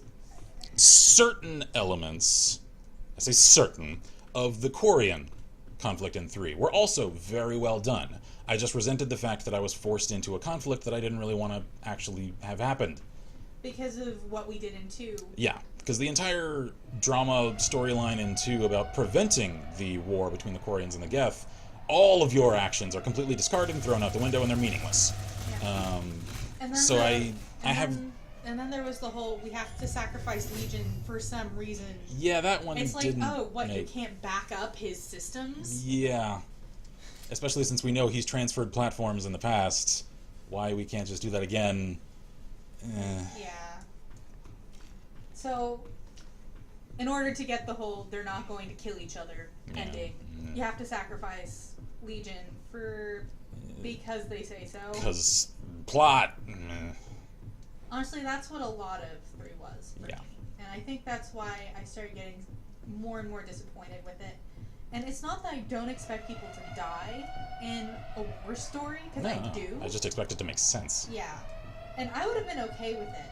I just wish that it had been more sensical than it was. Like I said, I'm just glad I played my cards well. Miranda, Tally, Caden, and Rex all walked away in one piece. Yeah. Yep. Oh, that's good. Yeah. That guy says, and I was able to salvage what I could from the torn apart Milky Way. Reaper died, Shepard lived, and only one allied race died instead of all. Because the Quarians would have died. Yeah.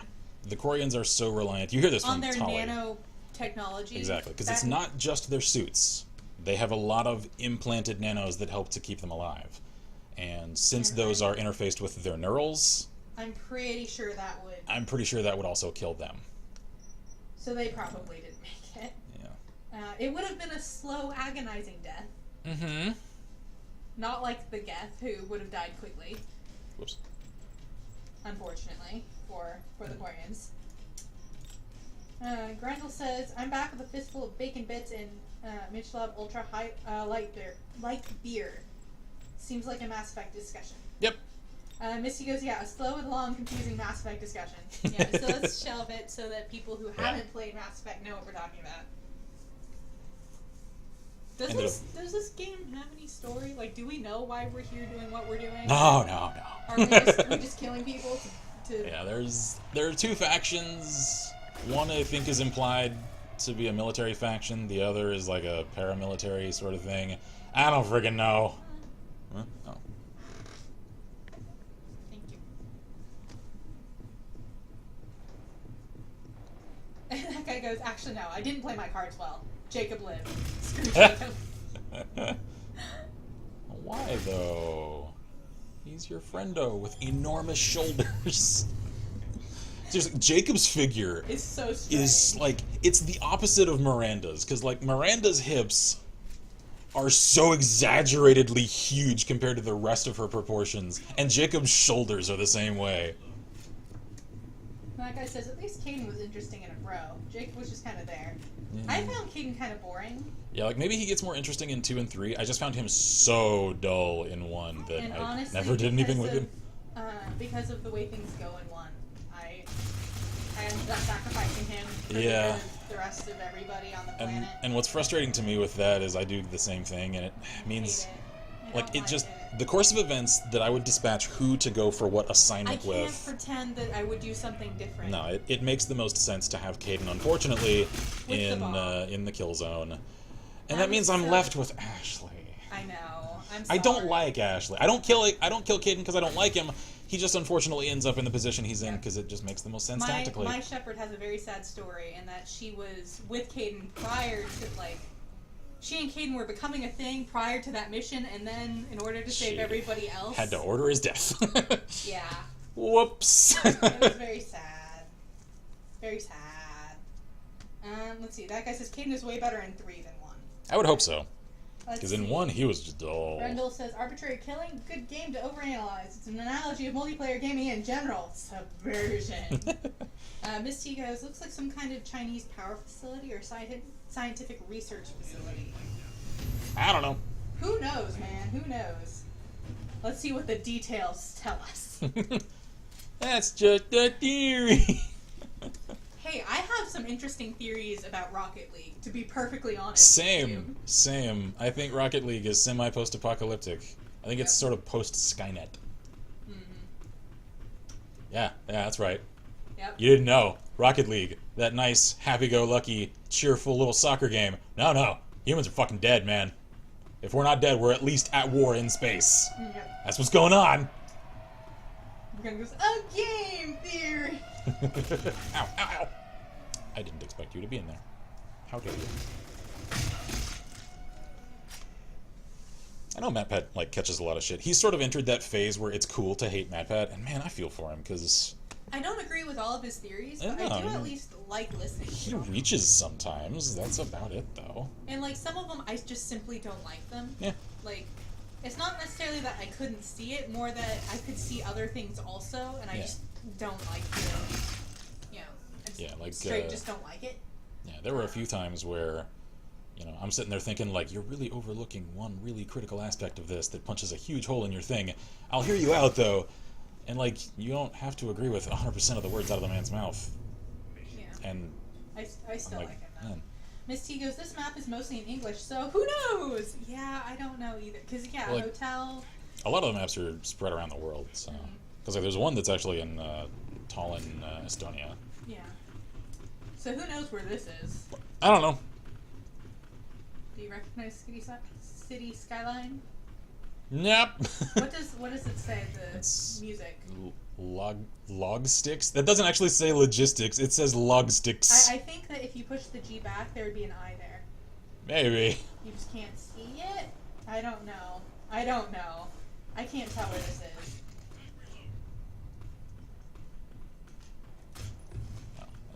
Oops.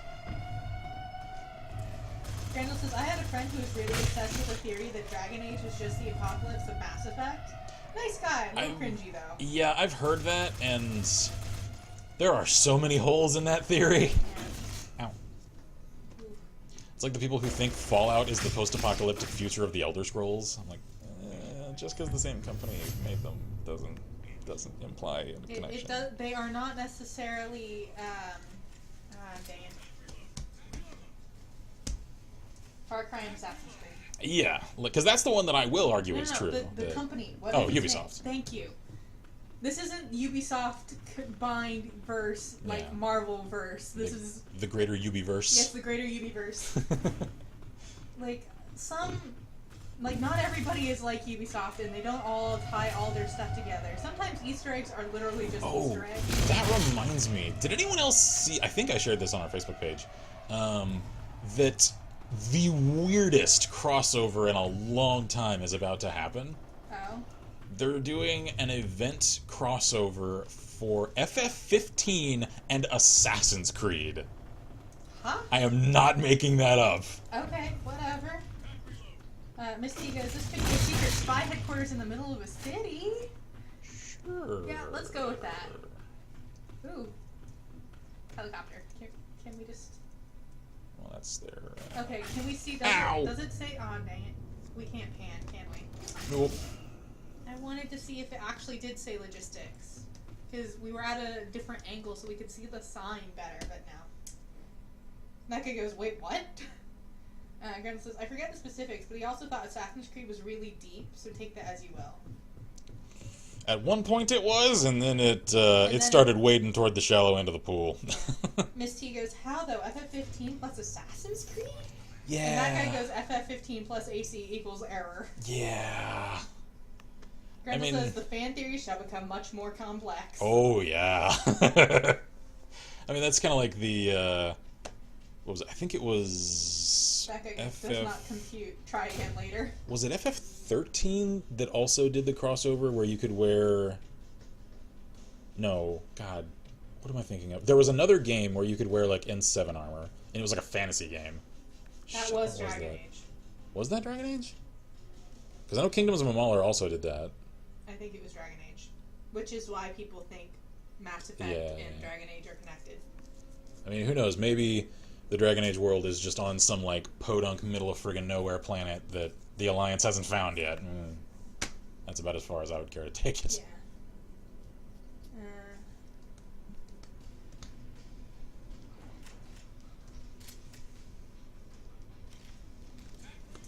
Shield goes, my sister was watching something and the weather came across, the weather for Houston, and she goes, no shit, you dumbass, 100% chance of rain. Really? You don't say. Really? Really? No. It's only a Cat 4 hurricane. No, I think we're going to ride this one out dry. Yep. Missy goes, oh, these signs are in English.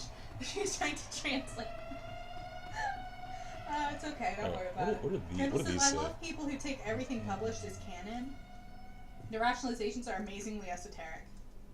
Yeah, like there's a few where, you know, for literary analysis, you do kind of have to assume that everything is intentional and serves a purpose. At the same time, though, like a pre-order DLC, just bonus. Exactly. I wouldn't take that into that's not part of the base. Whoa! Holy crap! You can actually use the canted side red dot. I didn't even know you could do that.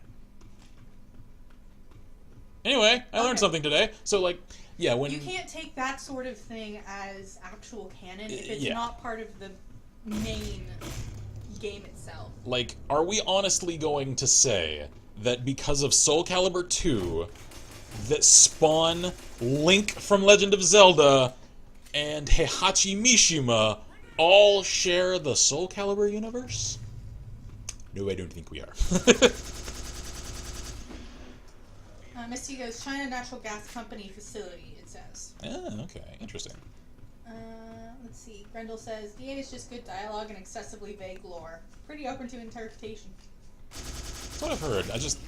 As anyone that has stuck with the channel for a while and so saw our attempt at a stream series for Dragon Age Origins knows... It was the controls yeah, that got us. I like the characters, I like the story. I even kind of get into the lore of Dragon Age.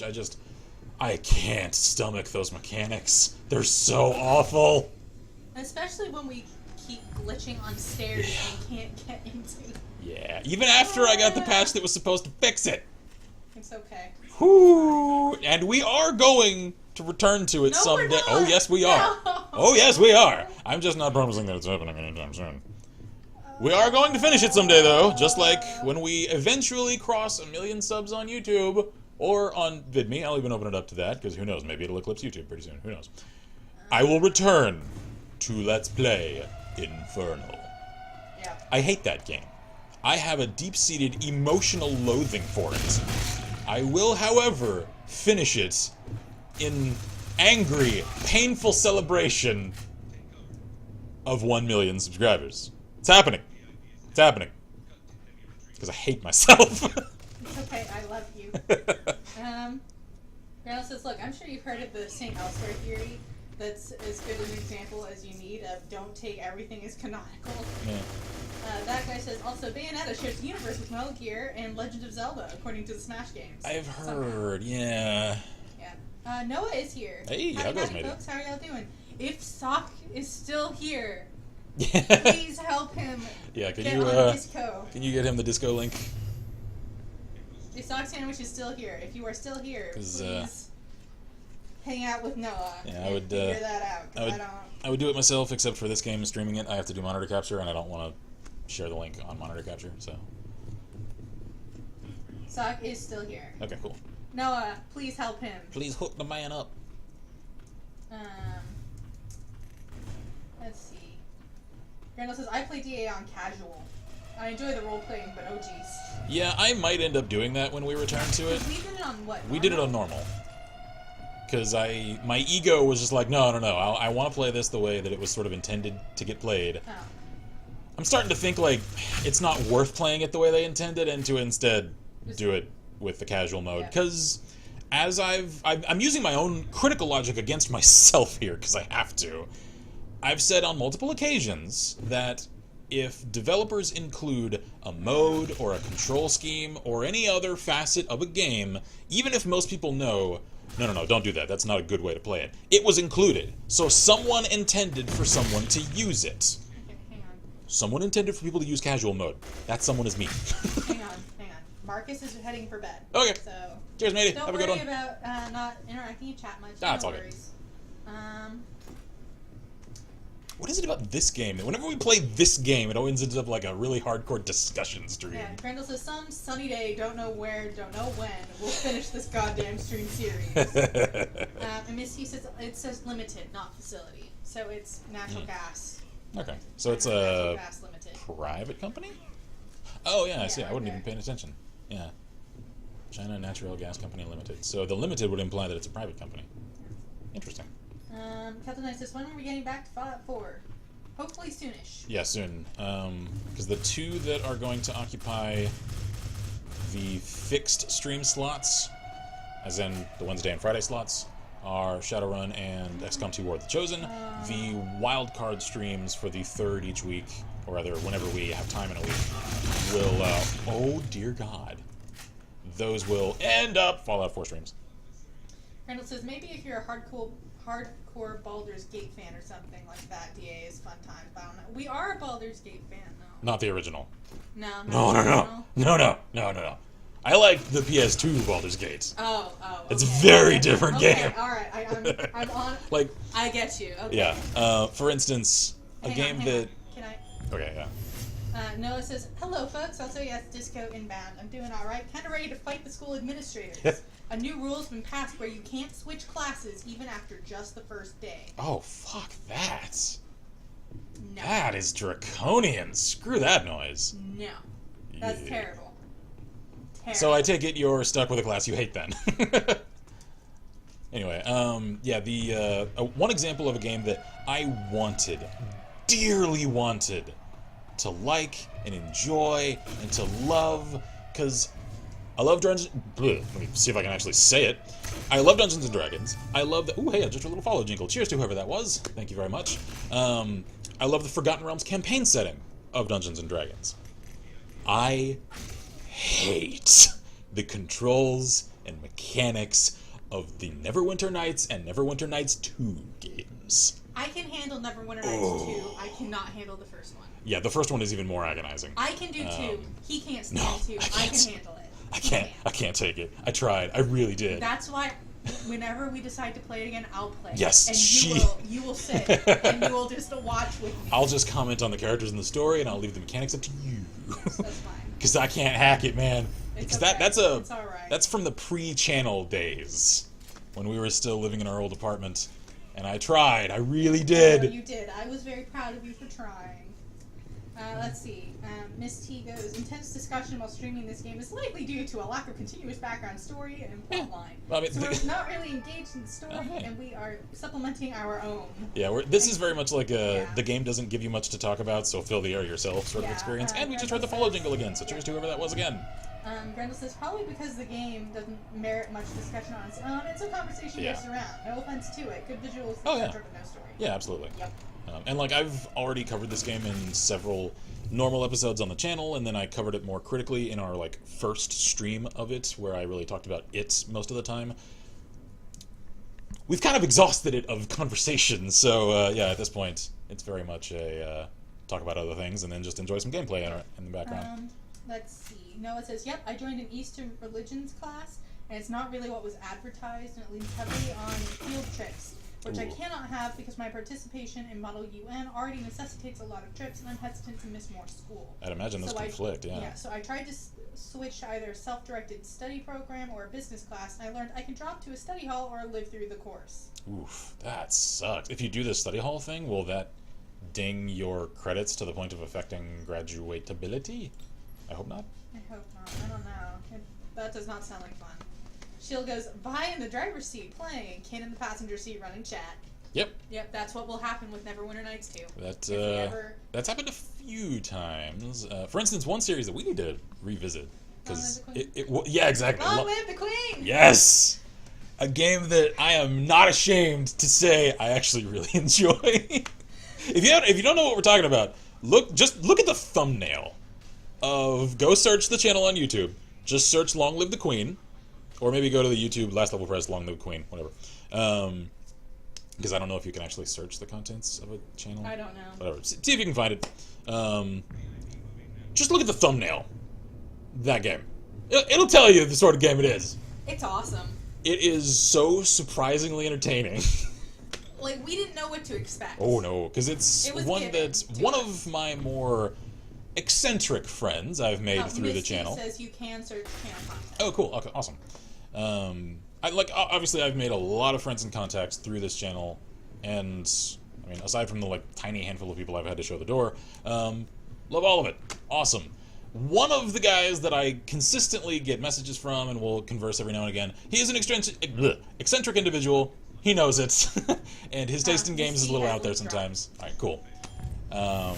He's the one that suggested it and sent us a copy, and was just like, enjoy. So we did. Yeah. And we didn't know what we were really getting into, and then we loved it. Only that stuff happened, and we ended up having to put it on the back burner. We just haven't returned to it yet. Yeah, exactly. Same with Pokemon Uranium. That series is not dead. It's just in a coma.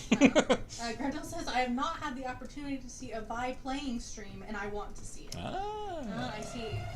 Yeah, she's done some, you did some Skyrim ages ago, and you've done some Fallout 4. I've done some Fallout 4, but those are very few and far between. I haven't done a full-on series of stuff. No, you haven't had the con for a whole series. No. The first time doing that is Long Live the Queen, and that's a normal Let's Play series. Miss T goes, I like the title of one of the videos. I am concerned! We were concerned. Oh, yes. Ooh. That game is cause for serious concern. Yep. Noah says about his class, I have all of my requirements, but I already have 2 study halls, and it involves sitting in a room for an hour and a half. And I can only make enough reasons to turn so many study halls into lab aid periods. Yeah. Plus, I'm just generally not keen to look like I'm slacking senior year for colleges. Yeah, I can imagine that as well, yeah. It's ridiculous. You've only had one day. That sucks. After one, if you're not already in the class for a full week, you should be able to I don't understand it when high schools try to make themselves more constrained than colleges. Yeah, I've dropped classes in college day one because I didn't enjoy the professor's teaching style. or in one that it sounds worse than I mean it. I dropped a Spanish course because the instructor spoke Castilian Spanish rather than Mexican Spanish. And we live in fucking Texas. It's really hard. I'm gonna be honest with you. I'm not really a language person, but you have to take language classes. Yeah, you have to, especially if you're having a language degree, because I got my degree in English, so we had to have another language. Because of that, I took Spanish because, you know what? Texas, right? Yeah, like, knowing Spanish is very good around here. I tell you how confused I was. The first class I took with a Castilian Spanish-speaking professor, and she was a nice lady. Oh, yeah. Like, she was nice. Super cool. She was...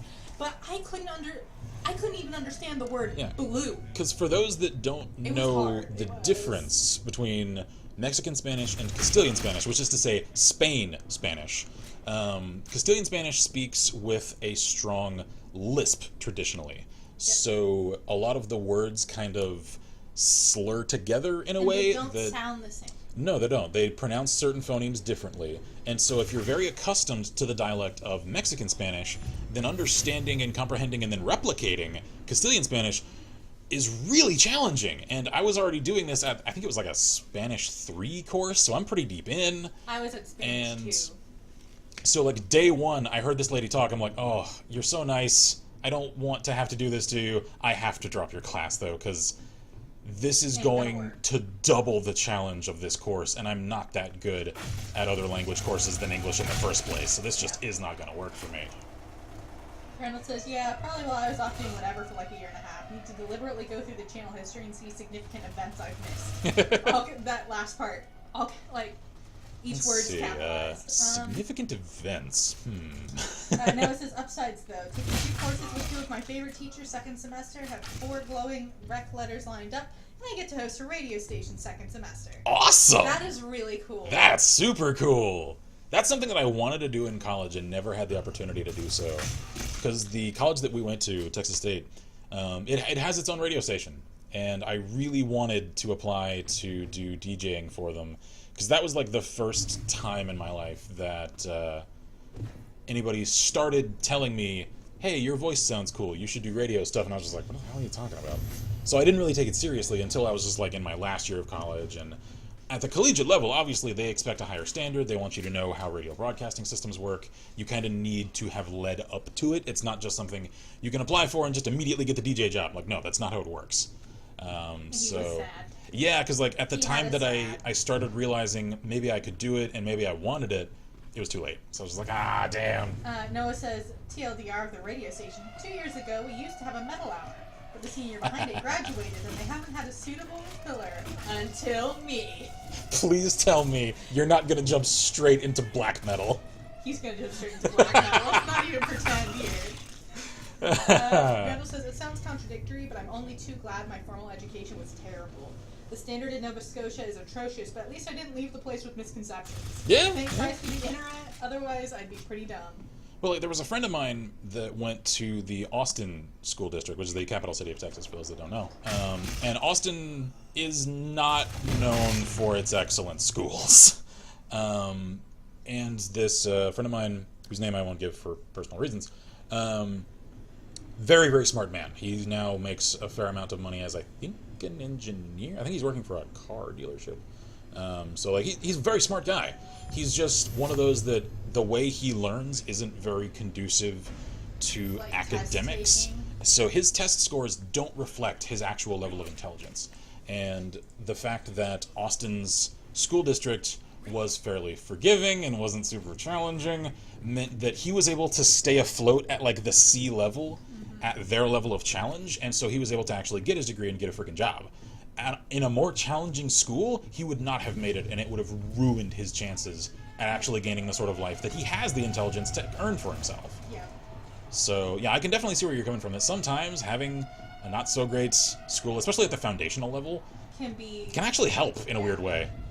Noah says, what? No Gorgoroth for the good old suburban folks? I'm thinking of doing a few things. Some days straight music, some days myself and my interns. Each host gets 2 to 3 interns on air with them. Oh, cool. Review music, and some days I interview artists passing through towns. Oh, that cool. does sound pretty cool. Miss T says, sounds cool. And it does. Yeah. Miss T asks, can you submit a letter or something to request special dispensation or something? Like, present the case if you can't take 2 courses with a lot of field trips? Yeah, definitely. Yeah, I hope you can do something like that. Yeah, that's I would say such a stupid... pursue any and all avenues to try and get something fixed there, because that's not cool. Ridiculous.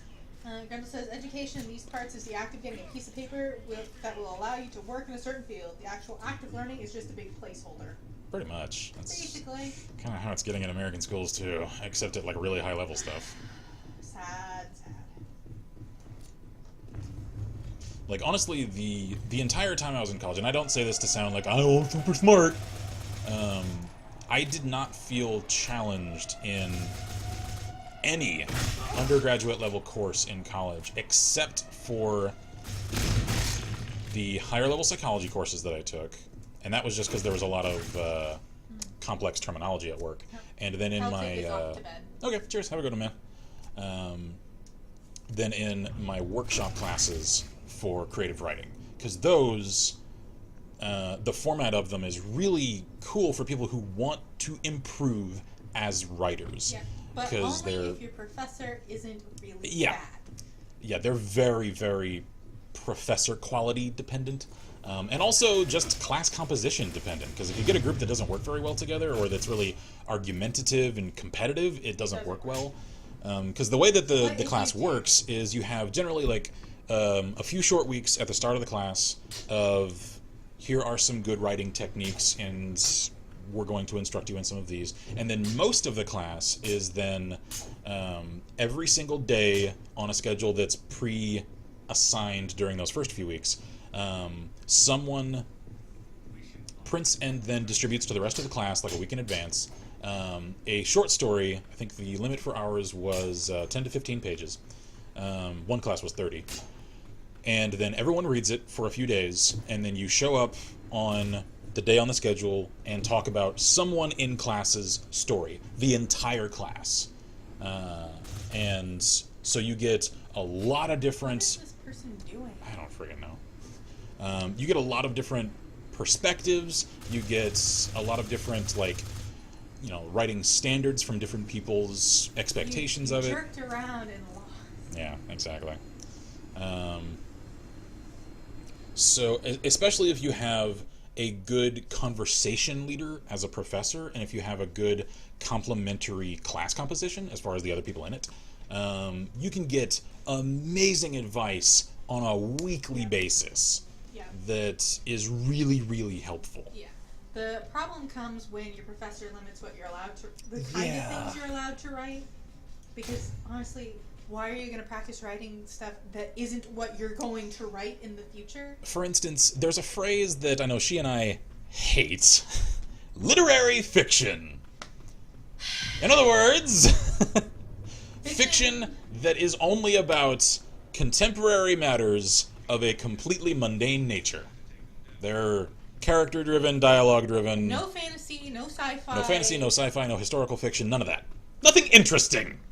Hate it. Yeah. So much hate. Noah says, let me catch Go ahead.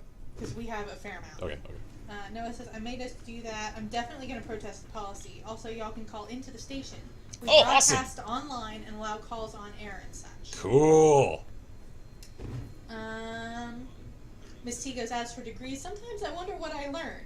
I did get really freaking good at analysis and research and quickly extracting the most information with the least amount of reading. So yes. That's something. Not exactly traditional sort of knowledge like how-to math or stuff, but it's something. No, honestly, I think that is still transferable and applicable to the professional world, because the greatest strength you can have, in pretty much any professional environment, is making your work as efficient as possible, and that's kind of what you learn in college. Yeah. We still have stuff. I know. I want to at least comment on things. Okay. Randall says, my developmental psychology course was taught out of a book that insisted black culture's religion was voodoo and discouraged eye contact in black dominant regions because it's seen as a sign of aggression. The book's words, not mine. Painting with a little too wide a brush there. It cost about $120. Jesus. Miss T goes, that's hilarious and makes me sad and angry. Yeah. Wow. Oh my gosh. Not cool, man. No, it says you just can't swear on air because that's a fine between $10,000 and $385,000. Sweet Jesus. For us. Wow. Whew. Did you guys at least have the delayed signal system so that you've got about that 10-second buffer That you can just to mute? mute. I know a lot of places do have that for exactly that sort of reason. If you don't have that, look into it. Miss T goes, I hate literary fiction. It's like the most boring of slice of life without even the hints of moe or crazy happenings like you get in anime. And not to paint with Oh my broad god, strokes. like the worst. Yeah, not to paint with too broad strokes myself. I just generally find a lot of it really pretentious too. Yeah. Like in their struggle to try and make this narrow field of discussion interesting, they're trying too hard Also, a lot of the time. depending on the professor, literary fiction also does not include things like romance. True, yeah. Not all of them, but It's some of usually- them get paranoid about romance too. A lot of it in practice, honestly speaking, is just introspective, whiny tripe. Yep. Sorry. Honestly, that's why I hate what I'm actually a published author, unfortunately, because in high school I took a creative writing class that was essentially a workshop class in high school. And we were required to send in the stuff that we wrote as part of our class to various things that would create anthologies for accepted pieces and would publish them, because they were all high school young adult authors. So we were told, that's part of the class is you put your stuff up for that sort of thing. One of the things that I did get published with was a short story that was the worst. Like it was essentially literary fiction about a high school girl who ended up with a crush on a new boy at school, and they ended up getting together at the end. Like it was the most boring, ridiculous, and it was because I couldn't come up with anything else at the time. Like I just had no idea what to do at the time. So that's what I wrote, and it got accepted. My more interesting, as far as I'm concerned, stuff was rejected, and that stupid piece of BS is what got published. And I'm just like, why?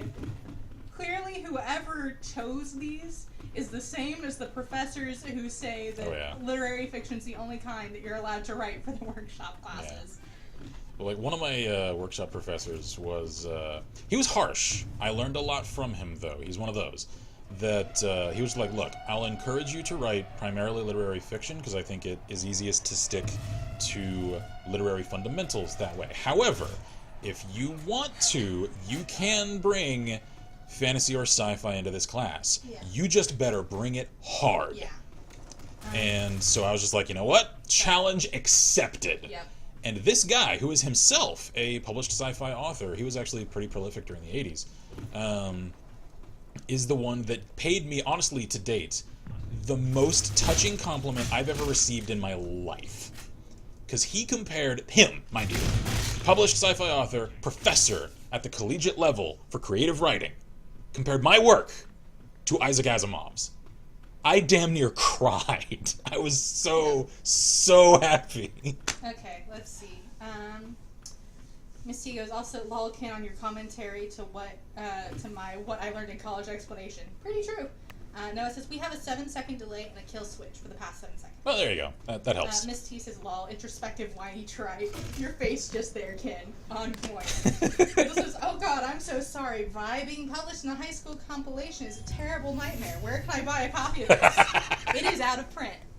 I own a copy because my parents own a copy, but it is out of print, so ha! Lock it away. Put it in the safety deposit box. No one can ever know. Though I can't be sad about one of my others that did get published in the same class, because it was a poem about my grandmother who died that year. Way to bring it down. Yeah, so that one, I was like, okay, at least somebody has some kind of sort of taste on this one. That's also one of those where it's just like, can you not accept that, like, sort of easy mode? Yeah, it was easy mode, but to be honest, that was me just purging my feelings about it. Let's see. Miss T goes, it's like the worst case of give the people what they want, even if they have no idea what sort of trash they're asking for. Yeah. Yeah, that's weird. Owie! And yes, that was essentially my short story. This is what they apparently wanted, so That's like a... Literally, I wrote it because I just finished reading Twilight. Yes, I have read Twilight. The first 2 books, nothing else. The first one I honestly didn't think was that bad. Besides creepy stalkerisms. But, you know, whatever. But I didn't know what else to write, because I just had no ideas for the prompts that we were given. Because it was sort of like, my class was like a mix of a workshop class and also a challenge class. So you'd have like, this is the sort of thing you're supposed to try writing, be it a certain kind of poem with a certain kind of meter or things like that. I had no ideas. So I was just like, just write something bland and whatever, because I need it for the grade. Yeah, and it got published, and I'm so sorry. Yeah, speaking of... Why? Why did that one get published? Why didn't my other more interesting things get published? Why did it have to be that one? Why is my name attached to that? I think we found a nerve here. So, like, yeah. I want to be proud that I'm published. I know. I want to be proud of it, but I can't be proud of it because it was that. I give you a hard time about it. I totally feel what you're saying now. Yeah, speaking of challenges and stuff, there was a writing exercise that... What? You just worked yourself up. I know. One of my favorite professors... God, I wish I could remember her last name, because she insisted on informality in class. I can only remember that her first name was Nellie. God damn, what was her last name? Because I would love to like give her a cool credit shout out. I can't remember now though. Anyway, one of the ones that she taught us that was really good. So any aspiring writers amongst our community, try this out as an exercise. Try to write a scene and communicate action and a short story using only dialogue. That's hard. Yeah, no dialogue tags, no narration, just quotes and speech. That's it. And try to communicate a coherent scene that way. It's hard. It's fun. It's hard, though. Yeah. Let's see. Grendel says, I'm just glad all of my cringy teenage angst was written on loose leaf and not on LiveJournal. You and me both. No, so here's a question. What essay or writing are you most ashamed of? Not grade-wise, but topic-wise. I know mine 100%. Oh. And it's all the worse because I used to be proud of it. Yeah. Misty goes, oh, good question. That's a hard Shield one. Says, no, man, mine was a poem called Teddy Bear. Grendel says, wrote a really angsty journal entry about my junior high crush. Was bordering emo. Worst thing was my mother found it and interrogated me on it. Oh, I'm so sorry. Oh, man. Well, like, there was a friend of mine whose parents found, because he and I were in a band together. Yeah, they found his lyrics, and they were a little angsty. So they got all paranoid and thought they wanted to, like, put him on suicide watch. I'm like, oh, God. I'm sorry. I'm so sorry, man. That's probably traditional teenage angst. Yeah. Miss T goes, ooh, the dialogue challenge. That's really hard. It is. It's a challenge. If you're curious about mine, it's actually available online. Go searching for Dane-Bramaged-01 on DeviantArt. That's my old DeviantArt account. I have some sketch art there as well as some short stories and stuff like that. Oh God, I forgot my DA page has old fanfiction. It's still up. No! She's one of my friends. No! On DeviantArt. No, why? I hate you. So, yeah. I hate you so much right now. If you want to see my version of that writing exercise, it's up. Go look for it. It's the friggin' internet. Nothing will stay hidden for long. You might as well just own it. I mean, the damage is already done. I was high schooler, okay? I'm gonna put it that way. I was in high school. Don't blame me. It's crappy. There's some original stuff on there too, which is also probably crappy. I haven't looked at it in so long. I don't even know if it's still readable because I don't know if they kept those formatting. They did. Okay. I only remembered to even talk about this because I no, just found you on DA. Bye. I only just. I said a no word on air. I did. That's a rarity there. That is a rarity. I panicked.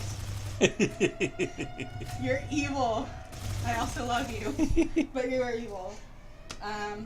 No keeping secrets online. Like I said, you might as well just own it. No, it says, I wrote an essay in freshman year about the glory of German tanks. I plan to reverse it with my senior project, which will be the failings of the German army. As if that will atone for my 100% grade receiving Panzer loving. Panzer Well, I mean, love letter. The thing is... Miss T goes, I think mine is something I still have on fan fiction. The stuff that you're most ashamed. Oh, yeah. I think mine that I'm most ashamed of. It was a high school thing that I had to write something on games. I'm middle American white girl who hasn't lived, like, I've never been to the ghetto at that point. I've never seen anything. I didn't know anything. Yeah. So the stuff I read was all written by old white guys. Also. So it's probably just informed by nothing but stereotypes. Oh, it was so bad. Yeah. It was so I mean, that's... I got a good grade on it. So Well, it's because you that. probably told them what the teacher wanted to hear. Yeah, but I'm ashamed of it because I know more now than I did then. Yeah. I know that feeling. Also, my intro to that thing was like a little short story sort of thing that I wrote that was totally made up. About something I'm not even sure is actually how anything ever works, ever. But I wrote it because it was supposed to be a slightly scary intro to the violence sort of thing. God, it was bad. It was so bad. Yeah, I'm ashamed of it. I have what to be honest. I am ashamed of it most- just because the topic was one that I had no understanding of.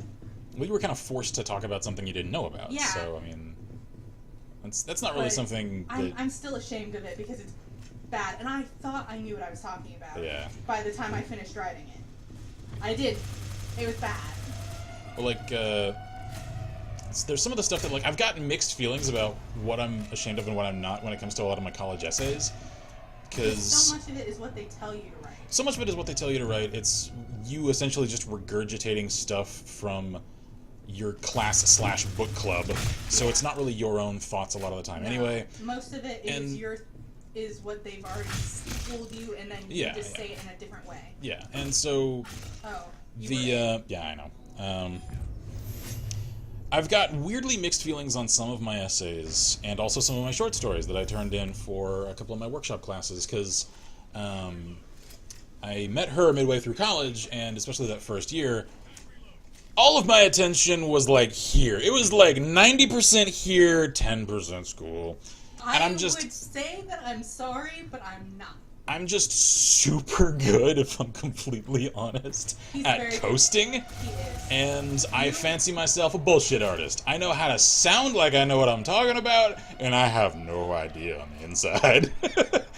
And I would say I'm sorry, but I'm not. Whoa! Oh god! How did you get in here? Enemy. Anyway, Okay. So for instance, to illustrate here, my workshop class, again, Nellie's class, that I really enjoyed, I was so conflicted in how to feel about our end of semester assessment, because she told us in the start of the semester that she would, for each person in the class, because it was a small class, it was less than 30 people, she would look over all of our work that we had turned in, all of the, I think it was like 3 short stories and several short shorts and a couple of poems was the totality of the coursework. And, oh, that was all that was left. Well, oopsie. She would give us a rundown on, like, where she thought, based upon those pieces, our strengths were, where our weaknesses were, where we needed to improve, etc. And the top 3 of the assignments of mine that I had given in, oh, Jesus, nice shot.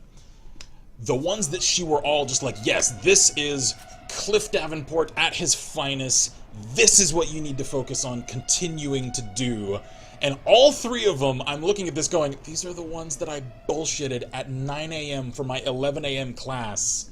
Because you spent rest of the day with me. All friggin' week was with her, and I'm just like, oh shit, I have a paper to turn in tomorrow. Well, might as well type something up. So the one helpful thing I can extrapolate from that is that apparently I do my best writing when I'm not overthinking it, when I'm just going.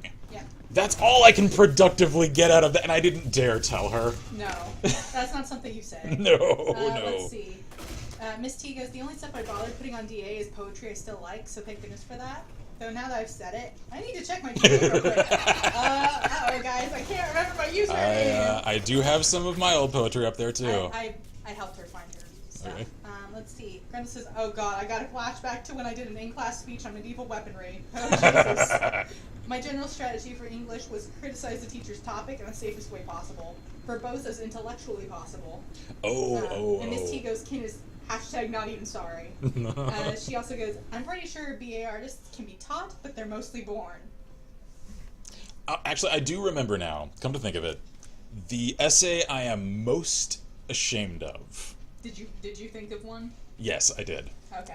It's from high school. It was from a history class that High school is just bad for essays. Let's just be honest. And it was during my weeb phase, except it didn't actually have anything to do with Japan. It's just it had more to do with my disdain for a lot of European means of conducting warfare in the middle to late Victorian ages and stuff. Oh my God! I started typing just to see if I could Google search my own DA page. It knows. I don't understand. What?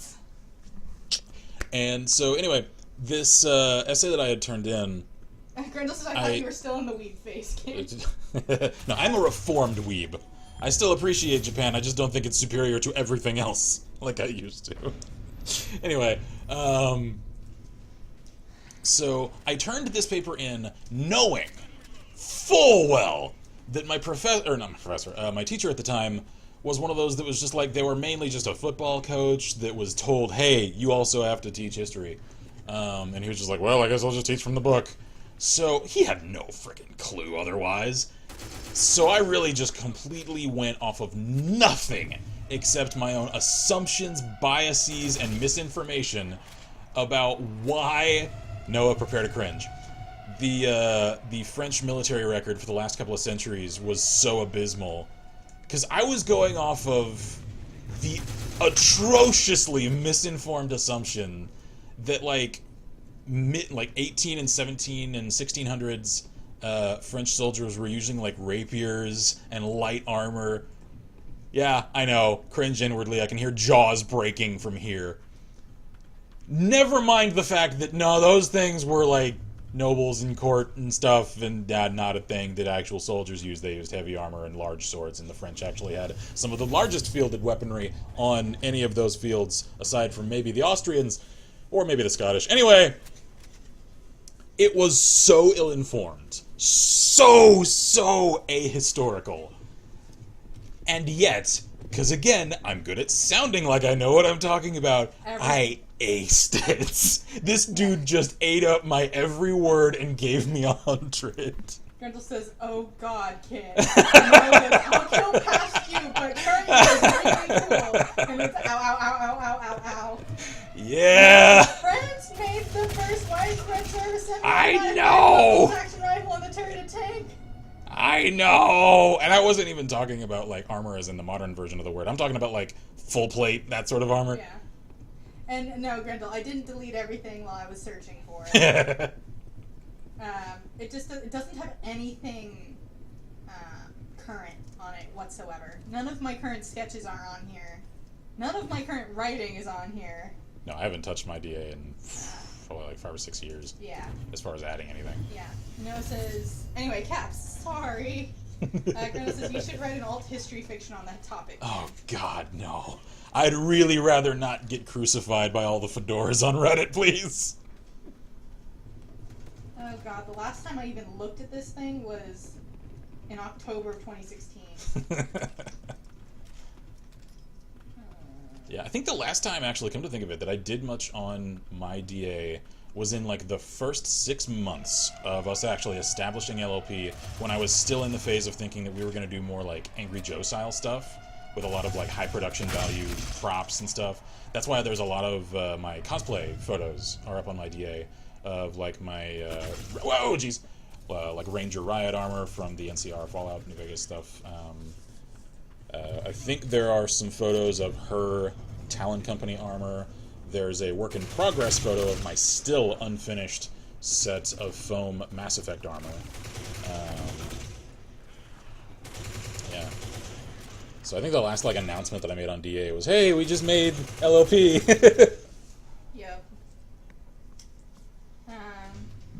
No, it says this got skipped in the France mess, but I want to make sure it gets read because this is probably relatable. I got straight A's in my public speaking class until the group project. This is a lot about who I work best with, myself, so I don't get outvoted when we pick topics. We should have talked about gun control and not nuclear energy. I know that feel. There was a dude that I actually... Misty goes lol fedoras on Reddit. Tell me I'm wrong. Grendel says neckbeard RPG is my fave subreddit, by the way. And Misty goes, I was in a Loki phase when I was last on DA, apparently, judging by my favorites. You mean you're still not? Sorry. That was a low blow. Anyway, God, what was I going to say? Oh, yeah. There was a dude in, I think it was early high school, that I got paired with to do a project about, rather a presentation, like a PowerPoint, about a very sensitive topic, a very serious topic that demands gravitas and respect, and actually knowing even the names of the places involved. Yeah, I'll just say his first name. I won't say his last name.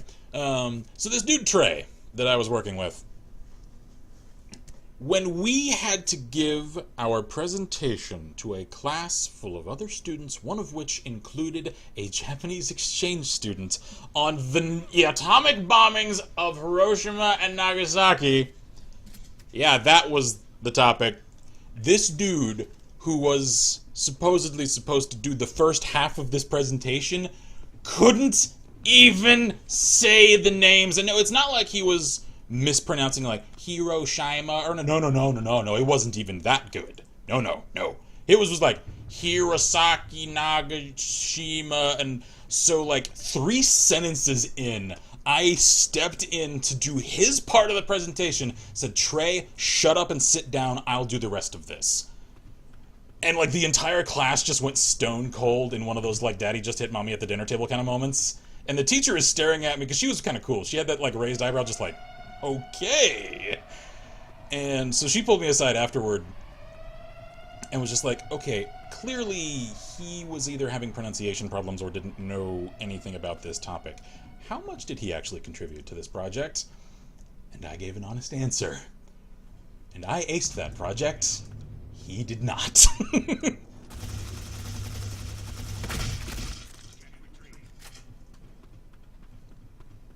Because I happen to think that certain topics demand a certain level of respect, and that respect starts at least knowing the names of the places involved.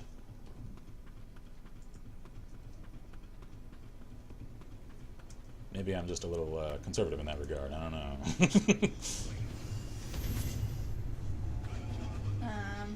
Miss T goes, lolkin, low blow indeed, but it's all good, I lol. She says, the cringe from your story is physically painful. Randall says, so it's like when Ghost tries to pronounce Bethesda. I've even corrected him on it multiple times and he still can't do it. Sorry guys, love you. I mean, that's like there's some folks that, like my stepdad and her dad sometimes, like you can tell them how to pronounce like a multi-syllabic word multiple times and they just, they'll never get it right. Like, I've just squared myself to the fact that my stepdad will never pronounce our dog's name correctly. How does he pronounce it? He thinks it's Ralphie. And I've corrected him multiple times! Because for those who don't know, our dog's name is Raphael. So we obviously just shorten it to Rafi a lot of the time. So yeah. Even though I tell him, no, the name is Raphael. That's his name. Oh, Ralphie! Sure, that's it.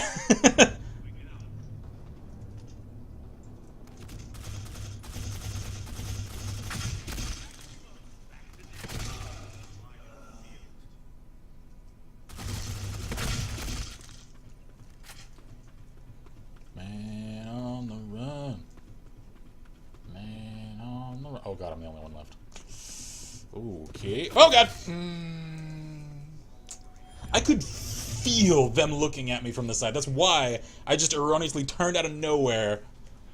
I could feel someone looking at me. I just couldn't react in time. Noah says, see my group for the nuclear energy topic, phoned the whole thing in, and I was the only person who wasn't bound by my retinas to the projector screen. It's almost as if rehearsal and practice are necessary for a competent presentation. Yeah, the ability to look at the people you're presenting to instead of your own PowerPoint. You know, the fundamentals of presentation. Yeah. Maybe I just expect too much of people. Randall goes, need a Michelob Ultra Light beer. Excuse me for a moment. I don't blame you whatsoever. Chug.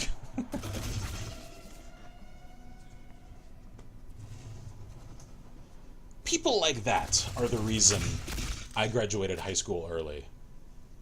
Because I was surrounded with those kinds of people. Yep. I wish I could say that I applied myself through 3 summers in a row. I did summer courses. I did dual credit. I didn't allow myself the cool down of summer for 3 years. Because I was so desperate to get as far away from those incompetent morons that I sacrificed my summers throughout high school, the one time in life where you really need that decompression time, just so that I could at least alleviate that pressure a little sooner. I wish I could say that it was academic ambition that drove me to that otherwise slightly impressive accomplishment. No. The fact that it would look good on college applications was icing on a cake I'd already decided to bake. I'm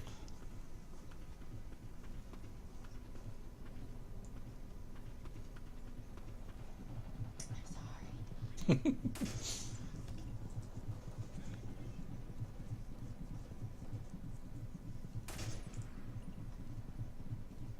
And there are people that have asked me why I have trust and, vicariously, faith in humanity issues. Now it says, we missed the time requirement by 5 minutes, and mine was the only part of adequate length, and the stuff I BS'd made more sense than them sounding out words on the screen that they had written the minute before. Oh, jeez. Shield says, sounds like your name is spelled Shield. Sheen, Share, or Seal. No, it's spelled a Shield. Oh, our bad. Oh, Wait, in their classes. Oh. Wait, your name's not that hard to pronounce. It's Shield. How hard is S-H-E-A-L to pronounce? I don't know. That's sad. The only other way I could think to maybe pronounce it would be like shale in like an Irish sort of pronunciation. What other way could you pronounce that? I don't know. Grendel says, oh god, I remember I had one girl in my course that copy-pasted every line of her PowerPoint from Wikipedia. Oh god. She was facing the projector the entire time, too. Instructor cut her off in slide 2, which is the 9 subcategories of spina bifida, I think. Yet when you still have the Wikipedia format tags underneath the text. That's a dead giveaway. I've seen that more than once. It's bad. It's bad. And it's amazing that people think they can actually get away with that in this day and age. Like, especially now. Like, if you are BSing something straight from Wikipedia, what part of your mind is pretending that your teacher or professor can't just pick up their phone while you're presenting, Wikipedia. search the Wikipedia page for your topic, and make sure you're not reading from it? They can do that mid-presentation. Yep. They don't even have to wait to get to the grading phase to know you're a fucking liar. Yeah. Shield says, we had a student that had to show her student ID because the sub didn't believe that was her name, because to the sub it's a boy's name. Oh, Jesus, that kind of idiot. Like, I'll be the first to admit I've been surprised when I find certain people that have names that I've otherwise associated with one gender or another that have them. Like, the first time that I met a guy named Kelly, that surprised me, because my stepmom is named Kelly, and she's the only other person that I've known, so obviously the only Kelly in my entire frame of reference was a female, and I was just like, oh, Yeah. that's a guy's name too? Okay, alright. Yeah, and Grendel says, and like, I mailed it in on mine, of course, but that was just impressive. Like, Jesus, at least reword it. I know. I know, right? It's not that hard Rephrase. to Make reword. it, at least make it your own phrasing. Yeah. No, it says, I once had to rewrite a Model UN background guide from scratch about a month or two before the conference because the student to graduate senior I replaced decided to plagiarize 75% of the background guide from Wikipedia. Mind you, Model UN kids are known to call people out readily for plagiarism. Yeah, because at that level of academia, that's really not okay. It's not okay at any level. It's especially not at that level, though.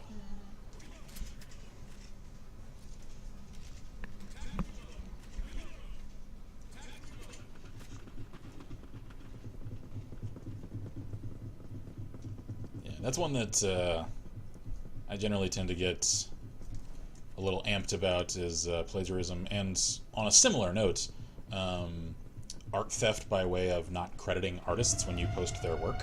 Yeah. Like, that's actually one that I think is the reason... Whoa, what the hell?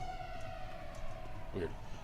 The official Stalker page on Facebook. Even though, to a lot of the Stalker community at this point, my Let's Play series of Shadow of Chernobyl is kind of considered like one of the go-tos, one of the good ones, and I'm really proud of that. I'm really thankful that people consider it that way.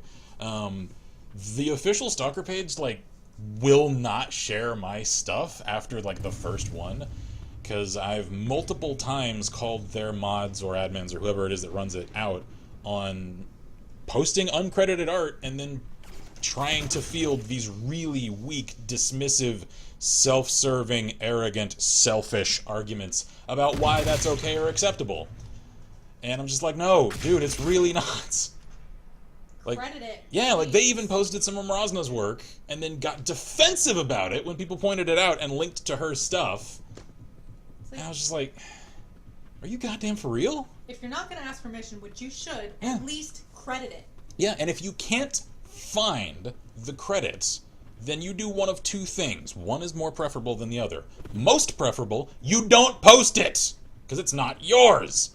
Or you post it and say, I don't know whose this is. Please alert me as soon as anyone figures it out, because I want to give them credit. Yeah. That's less favorable, still acceptable, though. But they didn't do that. Didn't even do that. Yeah. So, yeah, that's... Yep. I think that's why my level of exposure on the probably single greatest forum for exposure, as far as the Stalker community is concerned, is pretty much non-existent. Oh well. How dare I defend artists? Could it possibly have something to do with the fact that I was an AP art student and that I entered college as an art student, and I respect the work of a lot of my fellows who have gone on to much more success than I could have ever hoped to personally achieve, and I really respect the work of, and I want them to see them succeed, and I hate to see people establish trends that are detrimental to them and their ability to continue on as professionals? Maybe. Maybe. Seriously, art theft. Not cool. Don't do it. It's like I have a rule as well about, and if I miss something, like if I'm just, if I don't know that something applies to this concept, let me know, because I have a rule about indie games. It's a common trend on especially Game Jolts. I do occasionally see it on IndieDB as well, though, to use screenshots or art or banners or like wallpapers from like major games and then like throw their own logo over it, or just use it for like some of the screenshots sometimes even, or they'll just essentially take a snapshot of, insert major AAA game here, and then they'll just put their own title over it. And I have a rule that I do not cover those games, because they don't deserve it. If they are so lacking in creativity that they can't even make a thumbnail of their own original work, I don't care to know what kind of game you've made. I really don't. Because from phase 1, you've demonstrated a lack of integrity. So, anyway, if anyone sees that I cover a game that does that, and I just didn't recognize a screenshot as coming from something else, please alert me, and I will make note of it in the description of the video so that I don't give undue praise to games that don't deserve it.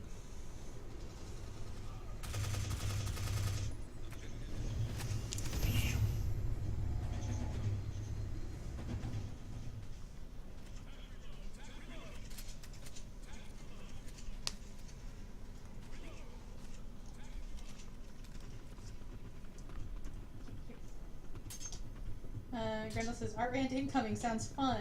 Miss T agrees. Sheila says, it's like whenever I use patterns, items, or lots in Sims and screenshots on my blog, I try to credit who made it, or I will say that I don't remember who created it. Yeah, totally. I'll even give links to the item or lot itself.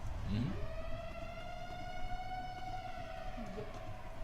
Yeah, I mean, that's like, I can only really, unfortunately, maintain so exhaustive a list of, say, my mod load order for especially pretty much any Bethesda game that I play. I have maintained one for at least Fallout New Vegas when I was still doing a lot of those spotlights on our main forum, so that for people that see like my character and like my ENB and stuff and wonder like, oh, where'd you get that gear, etc., I can at least direct them to that list. It is, however, not completely exhaustive, since there are still a lot of mods that I use that don't have ESPs, that are much more difficult to track down. Sometimes they don't even exist, they were removed. Or someone took it down, or... Yeah, or the user got banned and their stuff got taken down along with them, you know.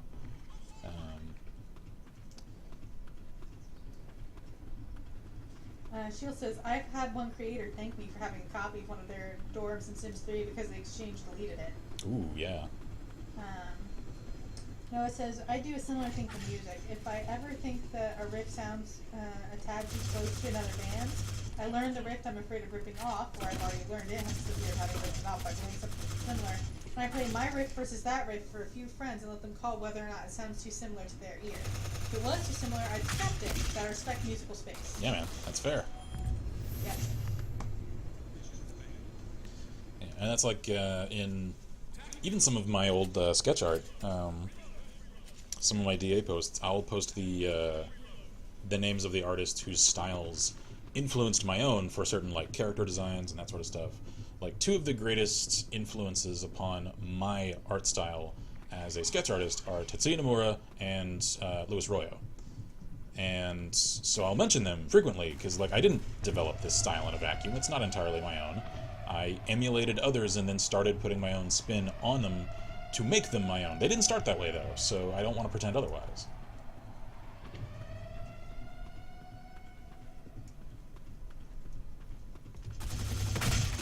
Punk!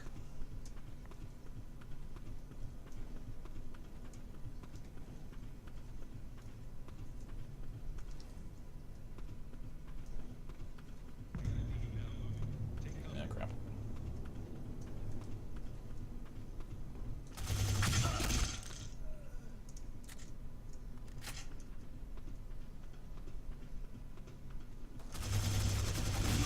Yep! Ugh. Again. Attack reload! Hey, alright. That's one of the few escort wins I've ever made. Yeah. Randall says, the worst thing about influences is that I'm never sure where mine came from. I see there and shit sometimes, but other times it's things I saw on Instagram 2 years ago or some shit. Miss T goes, which is especially nice for good pieces that do really well about the music thing. Because then you know that you stood on your own to make it happen. Yeah, exactly. And even there, like it's sometimes really cool to hear the rather like humble admissions from really talented and prolific musicians, and they'll say that, you know, I didn't develop my style completely in a vacuum. Like I listened to these greats that came before me, and they're why I found that I liked this style of riff or this kind of rhythm, or this sort of combination of instrumentation, etc. And you know, you really do get in the creative field the sense very quickly, if you're paying attention, that no artist in any field develops their talents in a vacuum, unless they're living in some tiny little village in the middle of friggin' nowhere, and they're like the only creative person living there. Aside from that circumstance, you know, no man is an island, you know? Everybody's standing on the shoulders of the people that came before him. Yeah. Oh, hi. Shit. He didn't notice! Oh, man. She said, I actually had a person say that I copied another person from my Sims blog opening post / backstory. I gladly informed them that I was the other person, but I couldn't get access to the old account because of no longer having the email account that made the blog account. Well, I cool of forgot them the to password. cool of them to let you know. Yep. Randall says it's impossible to be totally original at this point due to saturation alone, but I really respect acknowledging who you know influenced you. Exactly, yeah. It's like there's I've meant to commit this phrase to memory on multiple occasions, and I always end up failing at it. There's a phrase in Latin that, hell, like Arcade Gannon even says it in Fallout New Vegas. The phrase that translates to, there is nothing new under the sun. I think is very true, insofar as almost all creative things in human history are archetypal in nature. They're different spins on the same things that are perhaps seen through different lenses or done with different mediums. They're the same core things, though. They're the same stories. They're the same, types of expression. It's like, for a long time, I used to see recycling archetypal narratives as a crutch and a weakness for authors, and then I gained a more informed historical understanding of writing and realized that, well, that means I'm essentially condemning every writer that isn't writing just way out there, stuff, because sure, Avatar is Dances with Wolves, is Pocahontas, is etc., etc., etc. Well, Star Wars is just another hero's journey, as is The Lord of the Rings, as is The Chronicles of Narnia. They're all the same style of thing. That's not to say that every story is the same. It's just there are only a few archetypes of narratives in human history, and pretty much every story is a spin on one of them. Yeah. Let's see. Misty quotes, "If I have seen further than others, it is only by standing on the shoulders of giants." Yes. Who was that? I never Isaac heard Newton. that. There we go. Misty couldn't find it out, so she went and looked it up. She couldn't remember who it was. Let's see. Grindle says, "We've been around as a species for too long now for original thought. It's only really how much traction it gets in the context that is new." Yeah. Yeah, basically. Yeah, and the advancement of scientific understanding. Like, no one person comprehends the full scope of advanced science as it currently exists today. Like, science only exists because generations worth of people have put their thought and time and effort and tried theories and compared notes and cross-referenced. That's not one person's endeavor. Not even Stephen Hawking understands the full width and breadth of science in the modern era. And I think, honestly, the same stands true for, art and expression. There's so many other things that, especially now with the connectivity of the internet, that end up influencing one another, even subconsciously, much less intentionally.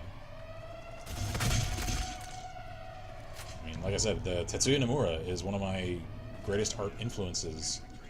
And for anyone that doesn't know that name, he was the lead character designer and I think just main art director for several of the late Squaresoft days Final Fantasy titles.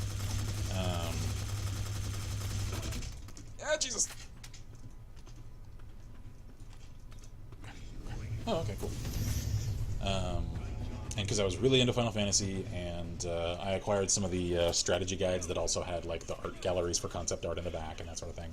I had physical copies in front of me that were like large and comparable, and I could like look at it and try to translate it into my own sketchbooks. Miss T goes, Hawking even second-guessed himself about black holes in his original theory. Yeah. Turned out to be more correct than his second-guessing. Yep. So not even the really smart guys get everything totally right. Yeah, exactly.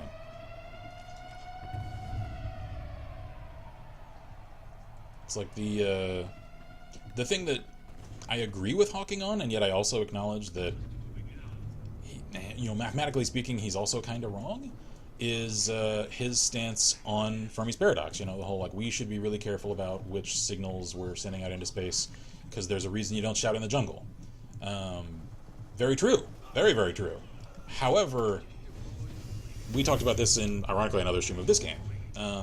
If that were a problem, we would have already suffered the effects of it.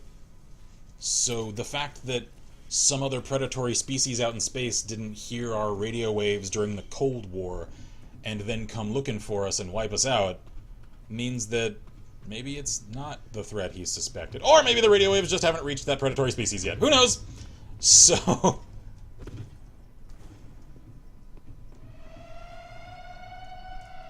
I forget exactly who said it first. Or at least the first time I heard it, anyway. Because I'm sure a lot of people have said it throughout the ages. I really now, as I get older, connect more and more and more with the thought of the more I learn, the more I realize I don't know.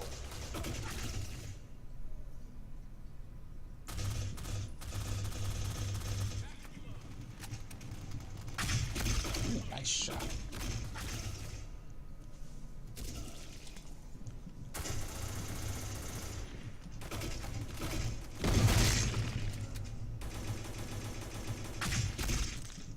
Damn. This dude knows how to put his sidearm to work.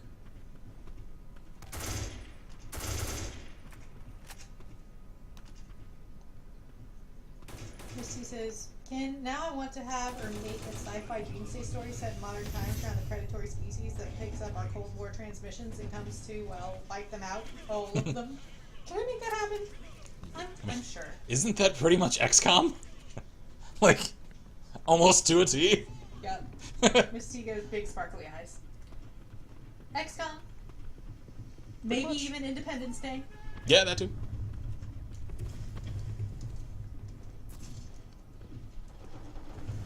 Misty goes, is it? Oh. It's pretty damn close. Yeah. XCOM's pretty good. Oh, yeah.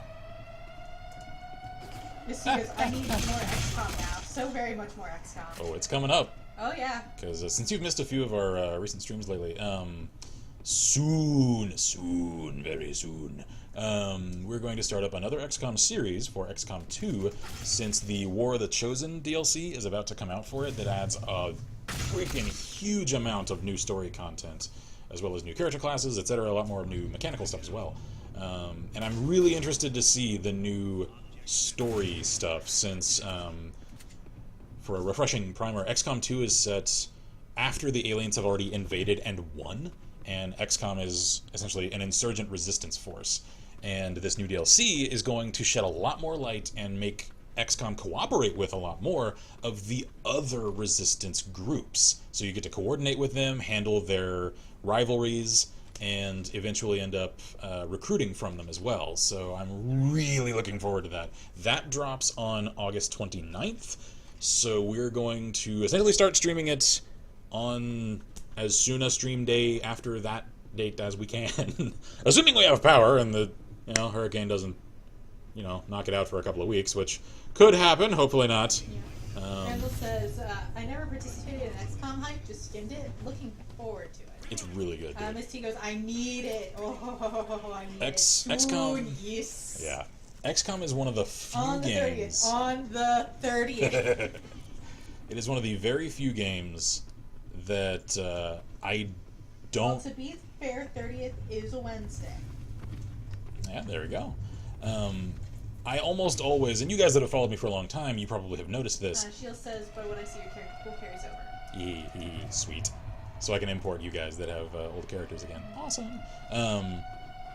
Almost every time I say that I like a game, I preface it with some cautionary thing, like, well, maybe it's not for everyone, because I'm usually of mixed opinions, even for games that I have like 60% good opinions of. I'm really reticent to just give unilateral support and favor and appreciation to a game. We love XCOM. XCOM 2 earns it. If you enjoy strategy at all, if you enjoy sci-fi at all, check out XCOM. It is worth it. Yeah. Shield says, no, they pull from your character pool. Wait, so characters you've already used, or do you mean like the character pool on the main menu for people that you've already saved there? Because if so, then I've already, I did this off camera, so you guys may not have known. I've saved every, well, almost every, the ones that I could. One of the stream series chat member characters, I saved them to my character pool, because I had intended for a while to release them. Menu. Okay, cool. I'd intended to release them as a character pack, as a mod for you guys to enjoy.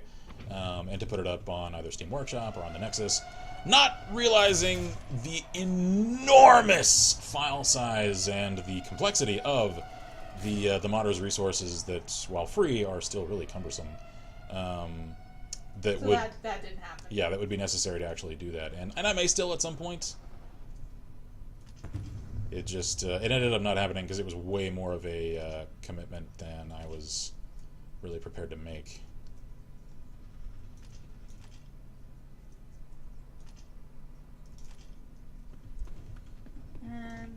Durin is here and says, "I am the wisest man alive, for I know one thing, and that is that I know nothing." Plato. Yeah, that sounds about right. Yep, basically. So I forget who it was. There was like a 1970s musician that I ended up, because I was so about this in high school, one of the few things I was really about in high school that I don't think is super cringy. The quote, God, what exactly is the precise verbiage of it? He who claims wisdom is surely a fool. I forget exactly who said it. Like, it was some 1970s musician. Damn, I don't remember now. And I realized as I was listening to my, like, now oldies station, it feels weird to think that I listen to that sort of thing. Grendel asks, speaking of community mods, Kim, do you still have those new Vegas LLP mods I sent you way back? I do. If you need me to resend those to you, because I think I remember you saying something about your computer, like, totally tanked around that time. So yeah, if you need the assets from that, I can send them to you.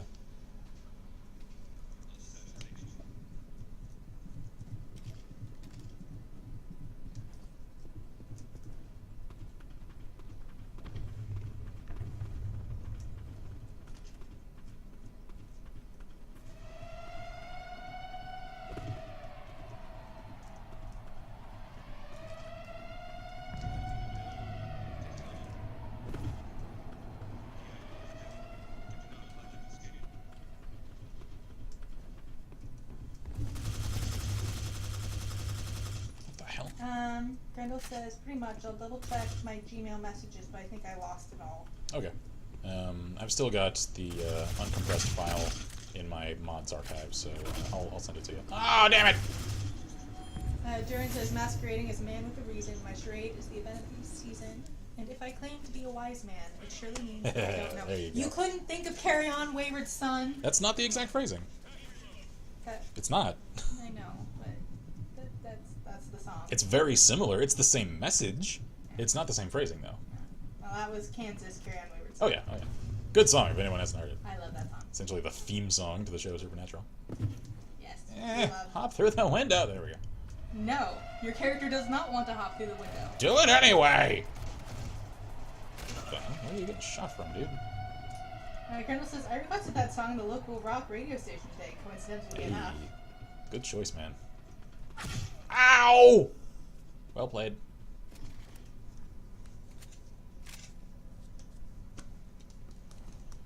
Yeah, that's one that if I were to end up resuming doing like cover band stuff like I did in high school, that's definitely one I would want to cover. Yes. I'm just not in a band anymore, so. I know, but yes. Let's see, what's another one? I think one of the others that I just really enjoy actually singing, because it's just, I don't know, something about it is really satisfying to vocalize out loud. Unforgiven 2 from Metallica. Really, really fun song to actually sing. Miss T says, the phrasing closer to what Kin said keeps sending me to Proverbs and something that I can't pronounce because I don't think that's how it's spelled. another Bible book, I think. Maybe Deuteronomy? No, it starts with an E. It's a long word. I don't know. Miss T says, also Francis Bacon said, there is a difference between happiness and wisdom. He that thinks himself the happiest man is really so, but he that thinks himself the wisest is generally the greatest fool. Yeah. Yep.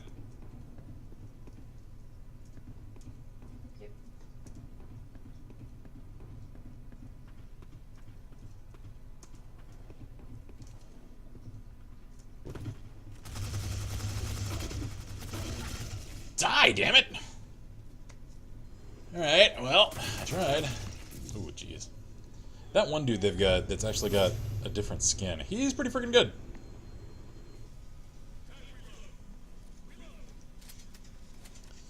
What points are we at now? Round 4. And they've won 3, so yeah, we're definitely in No, it says, negative. I'm dumb as hell. I ain't know a thing. Me. Damn it. Whoa, that looked like I got shot through the wall. No, it says, just tack lying. reload. Don't you start. I just know that's all I'm gonna hear if I get into Discord right now. I know. Miss T can't find the quote. Sorry. Oh well. Okay. It may have just been one that, like, one of my friends in high school, like, told me came from some musician, and that I just took their word for it. Who knows?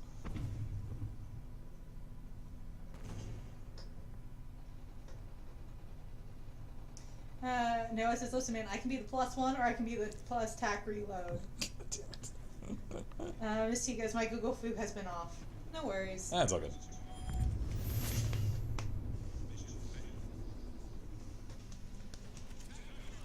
I blame the wine, she says.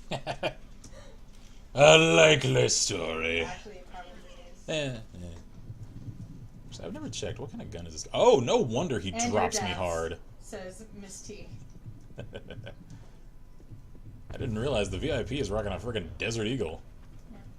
Randall says, I'm different. I have a different constitution, I have a different brain, I have a different heart. I got tiger blood, man. Diamonds for fools and diamonds for amateurs. Charlie Sheen. Wasn't that one of the ones that he said when he was very clearly, like, amped up on coke? I feel like I've heard the audio of that line, and he was just like, eh.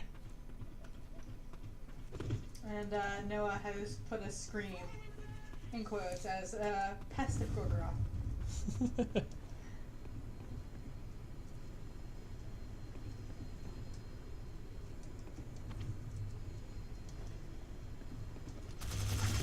Ah! Damn.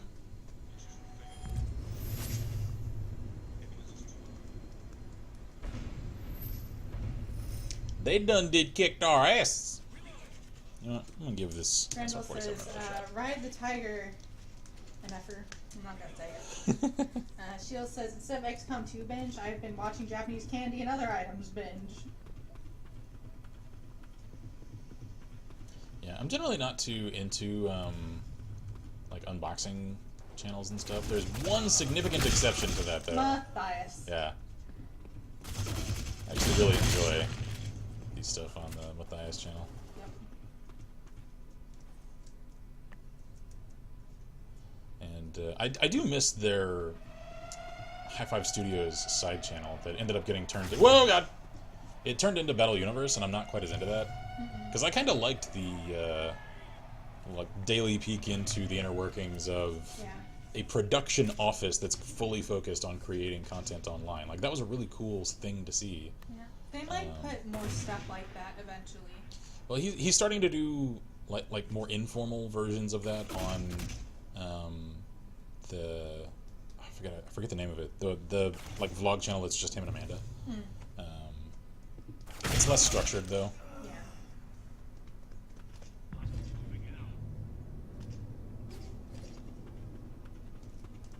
And good God, that man, his level of management skill is through the friggin' roof. Because, what is this guy doing? What? Okay. Anyway. What was I going to say? Oh, yeah. Because for anyone that doesn't know who he is, he's a rather prolific YouTuber and sort of runs like a mini network unto himself, because the number of channels that he runs is staggering. I mean, yeah, he's got like essentially his staff that act as the producers for all of them except for the one that he produces. Even so, though, like, still overseeing all of that, that's got to take so much time, effort, concentration, and time management. Like, hats off to the man.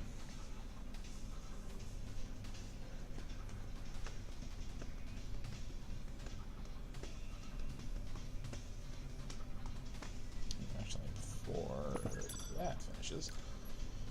Let me get stuff from the inbox. Metals. Alright, well. I'm 10% of the way there.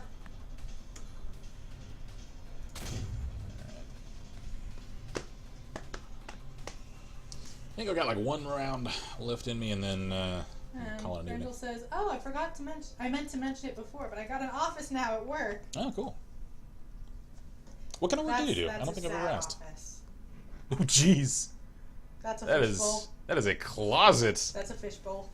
Damn, dude. I mean, at least you have your own office. You made it. I don't think I've ever asked. Like, what do you actually do professionally?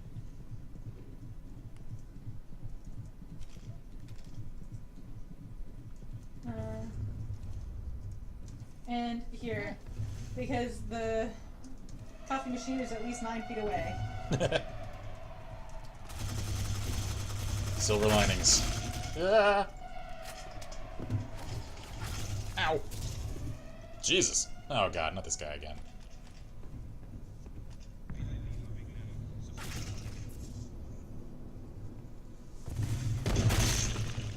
Nice shot. Get him! Get him! What are you doing? You're not getting.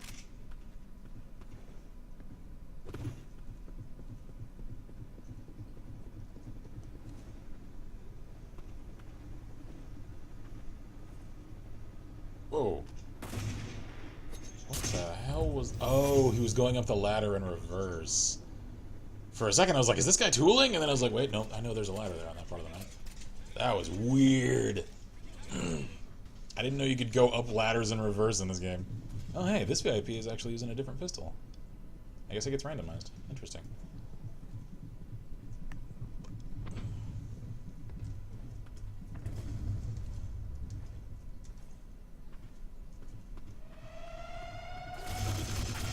Oh god! Fat guy!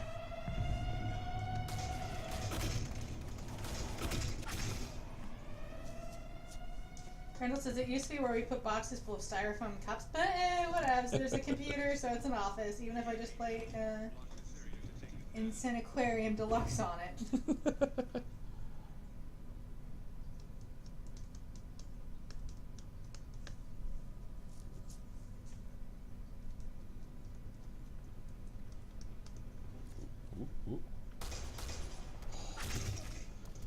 I knew as soon as those first two shots missed that he was already dead.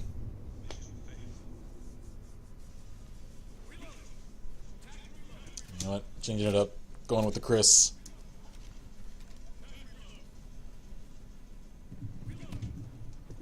Misty asks, what does that maroon building say, Ken? It keeps bothering me.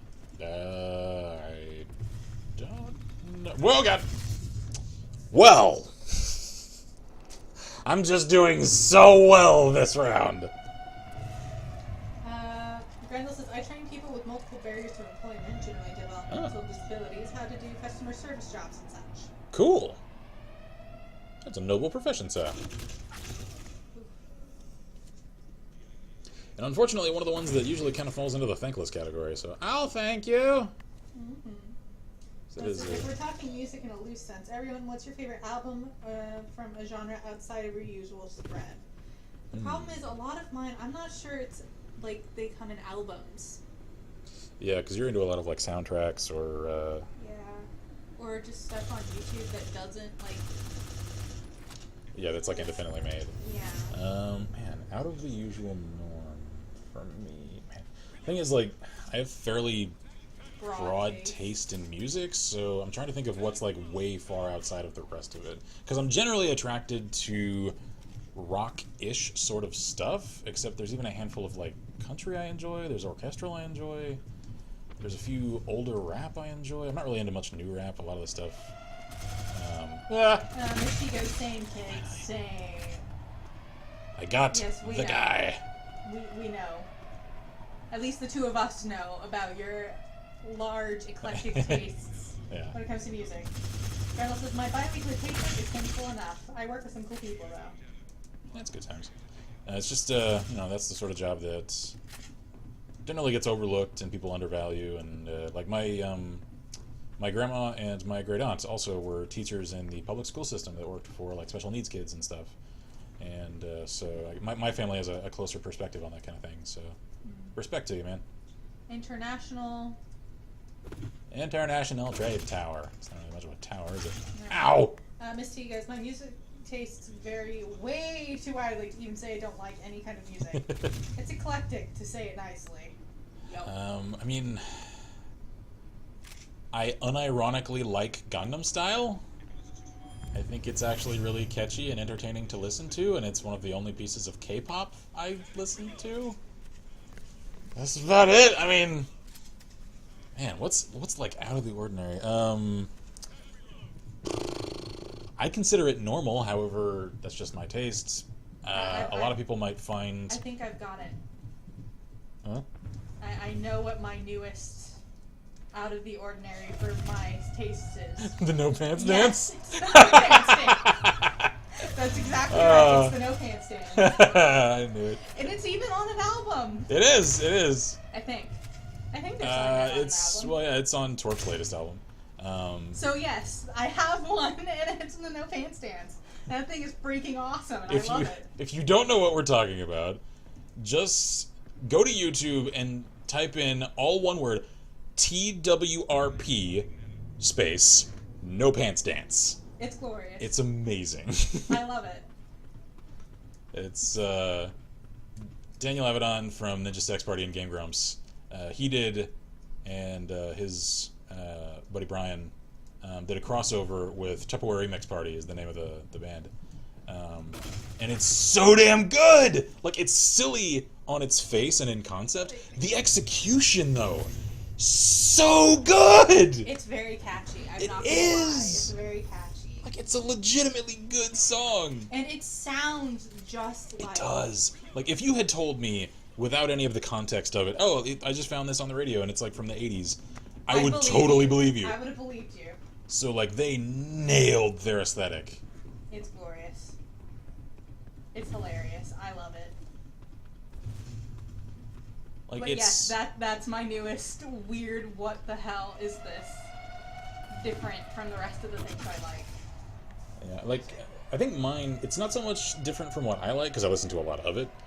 It's kind of out there in terms of, like, contemporary music tastes for a lot of people. Blackmore's Night. I really like Blackmore's Night. Yeah, they're really good, and they do a pretty eclectic mix of stuff. That's a band. That's not that's not a specific song or album. That's No, just a band. it's the band name. They're an Irish group that they do a lot of stuff that's like traditional Irish folk style. They do some that's more rock influenced. They do some that's more orchestrally influenced. They're a pretty mixed lot, and I like a lot of their work. Mm-hmm. I would say they're one of the lighter fare of bands whose work I really enjoy. I like them a lot. Yeah. On the heavier side, one that I'm always frustrated that... Sheila's off now. Take it out? Jordy is climbing again because Dad Oh. was on the computer. Alrighty. Time Have to a good reset one. the router. One that I'm always sad that like nobody has heard of, so like, hey, call me a metal hipster, sure, whatever. Because I've compared notes with several people, and like, Noah, you're one of the only people that I've mentioned this band to, and you were immediately just like, oh yeah, they're pretty good. And I was just like, yay, someone who knows! Blue Stali. Blue Stahli. Really freaking good. Grendel says, you like Irish Stan fucking Rogers, Ken. I've been telling you for years.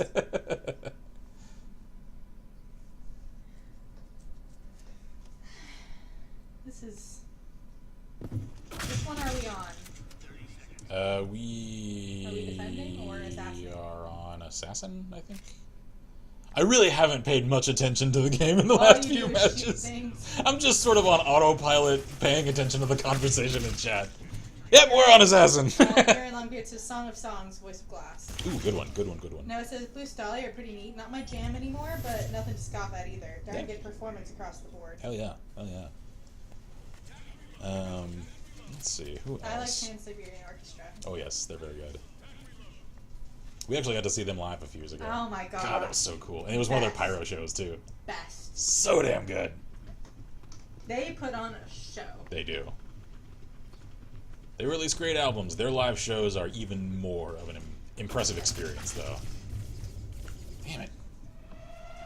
Speaking of Shield impressive. says, gotta say, this is weird. Everything is on the green, but no one can get connected. Huh.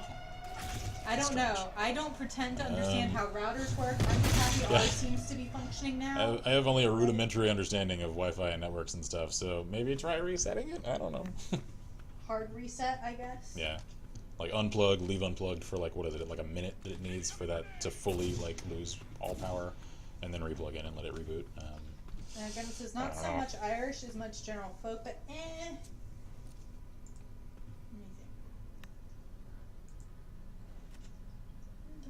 Alright, well, we'll hang on to that for inspection later. Yep. God, what's another one? Because there's another that's like Blue Stolly that's... I like Lacuna Coil. Yes, Lacuna Coil is really freaking good. Especially if you guys, if you know who Nightwish is.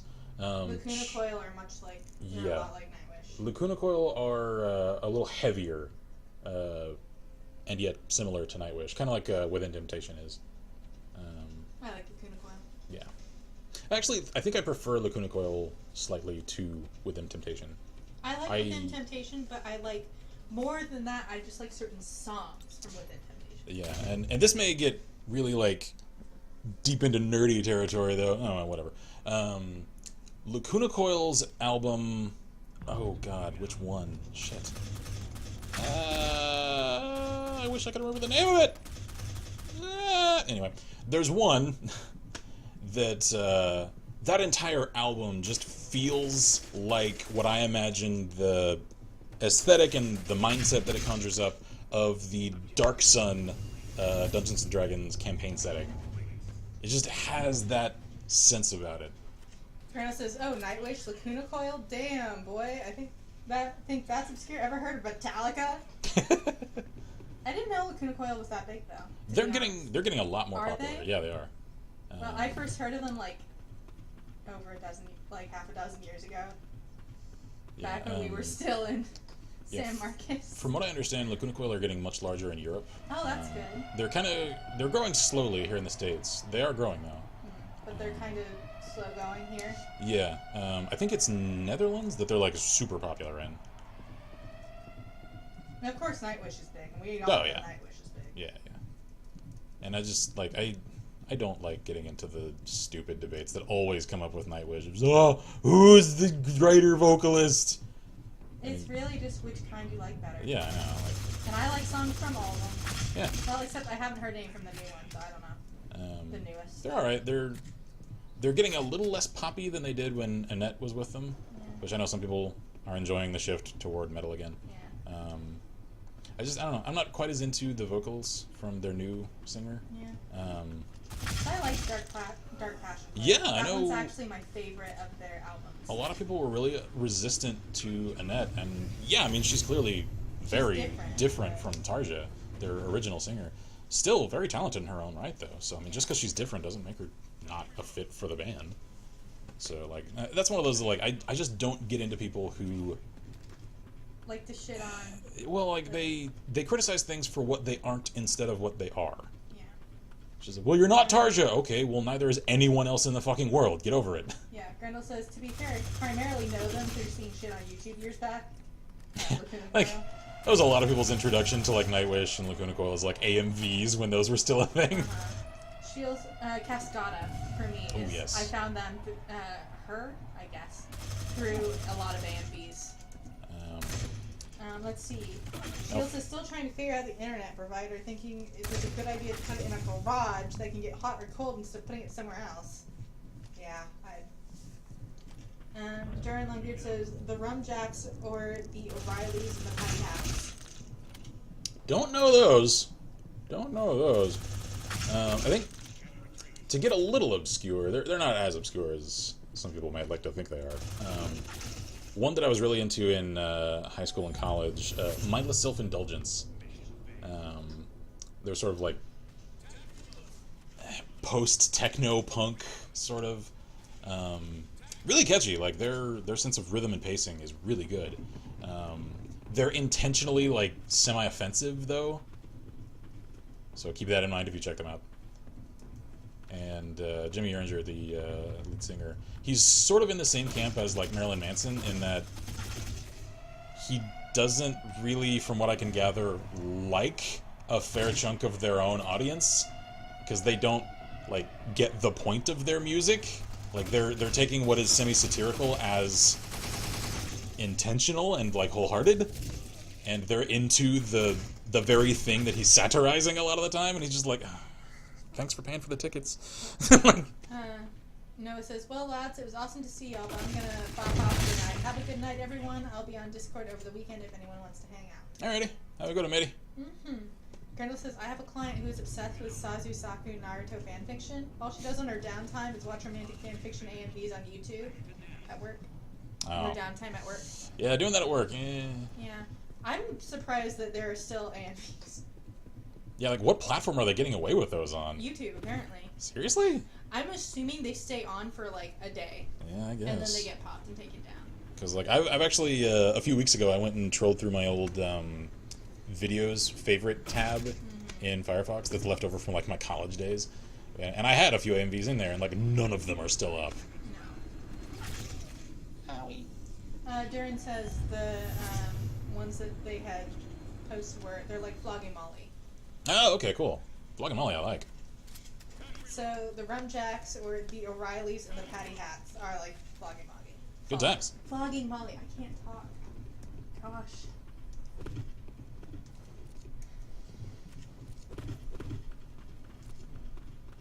Oh god, I'm spacing out too on the other like Irish punk, very like Bostonian band that was like really popular in like the early 2000s. God, who was it? Dropkick Murphys. Not obscure at all. No, but I like it. Really freaking good though.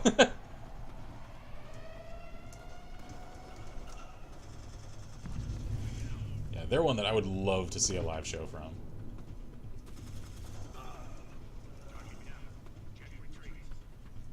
Oh, target down.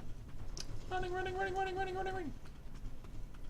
in Yajirobe mode. Running. Randall says I stick with the Pogues? P-O-G-U-E-S. Don't know. Generally. Fairy Tale of New York is art and I don't care.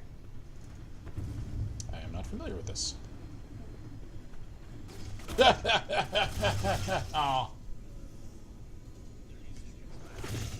Why were you running with the... Okay. Alright. Okay. Brenda says, in general, Rum Sodomy and The Lash is best album for general Irish punk from them, though. Cheery title. Yeah.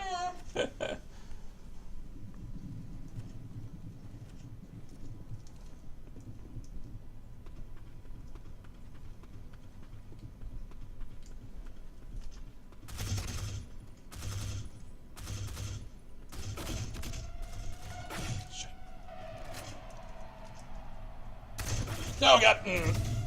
Hey! Death from the grave!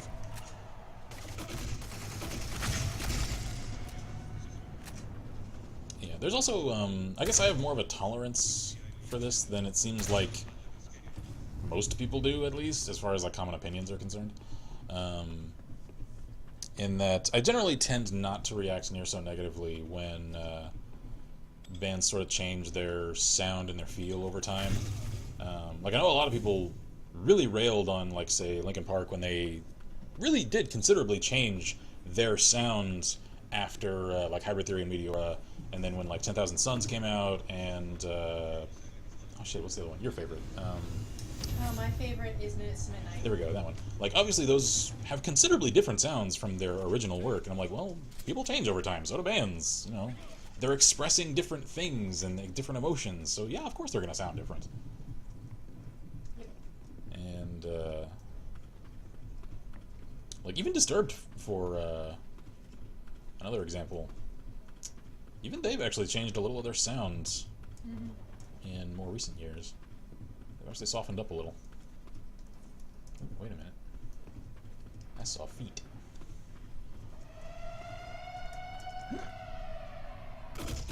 Owie! Where was it?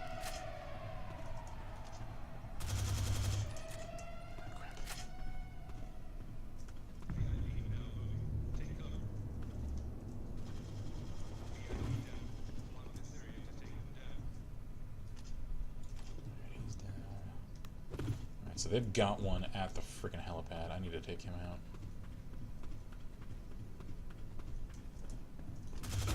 out. Damn it. Well, they're gonna win, because he's just right there waiting on the chopper. Ooh, ooh, unless this guy can pull it off. Nope. Oh well.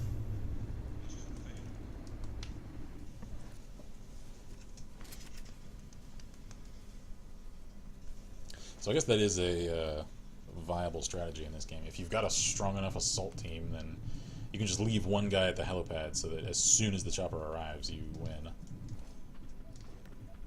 It just means your forward people are down a man. Yeah.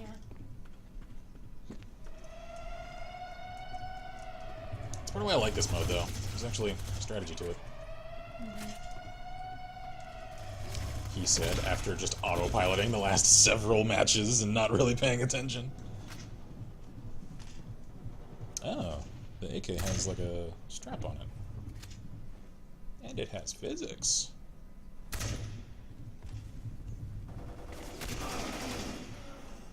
Nicely done.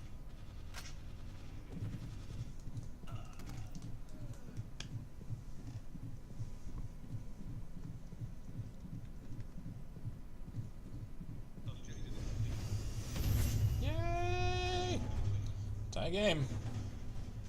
It feels like we're getting our asses kicked. We're keeping it close, though.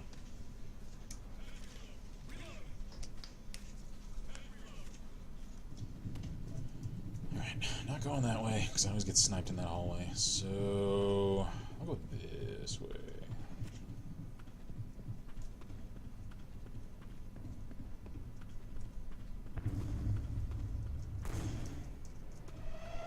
Watch me go full try-hard in the last match of the night.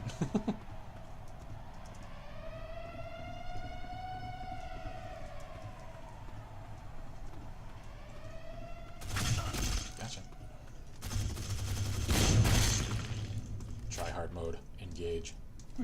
Stalker mode, activate. Are any of you carrying vodka in your canteens? If there is even the slightest chance, you must die. Surrender your vodka to me! All of it. Every last drop. Oh! You were flanked. I knew I could take the one. As soon as I saw that one guy appear out of the corner of my eye, I'm like, I'm dead!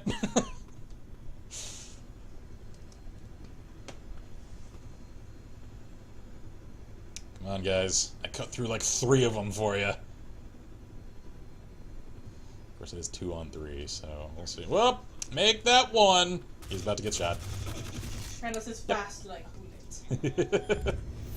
God. If you guys haven't seen that meme that Grindel made for Stalker mode, it's somewhere in Discord. Go find it. I put it on our Twitter, actually, like a week ago. Good God. Grindel, you outdid yourself, man.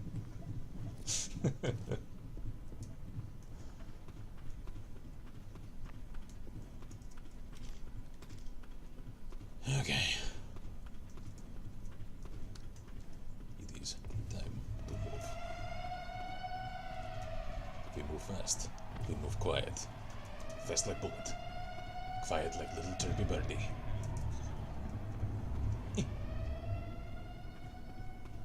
So VIP's on the run. VIP's down. Great. Alright, head for the helipad. Actually, no. Don't head for the helipad. Hang out right here.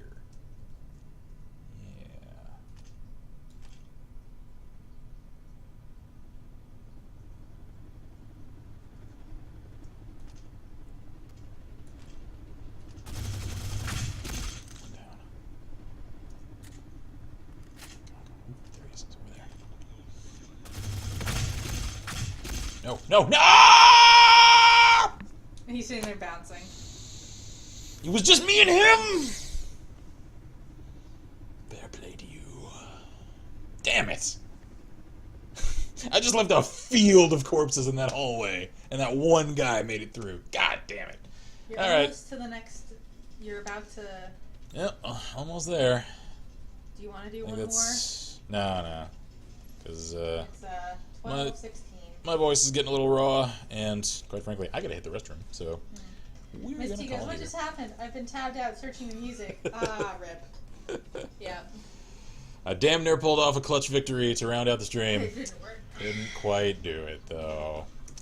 So, I'm going to call it here.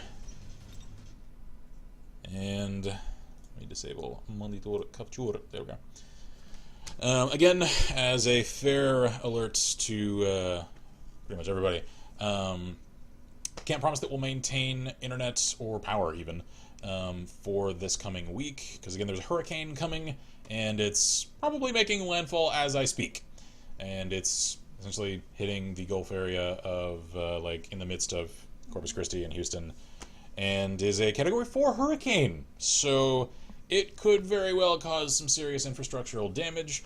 We are in all likelihood fine, because again, our neighborhood sits pretty high, so no need for immense concern there, so we're not going to get flooded out. We may get flooded in, though, if the end streets of our neighborhood get flooded, which means we may not have the ability to leave the house for a little while, and if we lose power, then obviously I won't have the ability to put content up on the channel or to live stream, etc. So if we do end up losing power and it looks like it'll stay off, then I'll connect my phone to our Twitter and I'll alert you guys there. So if any of the folks that do follow us on Twitter are also in Discord, I know a few of you guys are, please relay messages to the folks that are only in Discord. I know not everyone follows us on Twitter, so that we can keep people appraised and people know what's going on. I'd really appreciate that. Mm-hmm. So that's pretty much it. So Grendel says, "Try not to get wrecked, guys. I need you for entertainment." Yeah, we'll try. We'll try. So that's it, and we will see you guys as soon as we can. So thank you all kindly for watching. If you have enjoyed, consider subscribing or checking us out. Wow! I can formulate words! Yeah, it's a good time to wrap the stream. Checking us out even on Patreon, because it helps us keep the show alive. I'm Kinsmark here at Level Press. I'm Violeta. And as always, we wish you all good gaming and Godspeed. Bye! Cheers, everybody! Yeah, I really gotta hit the restroom. Because those rain sounds aren't helping. It's okay. It's gonna be fine. You're okay.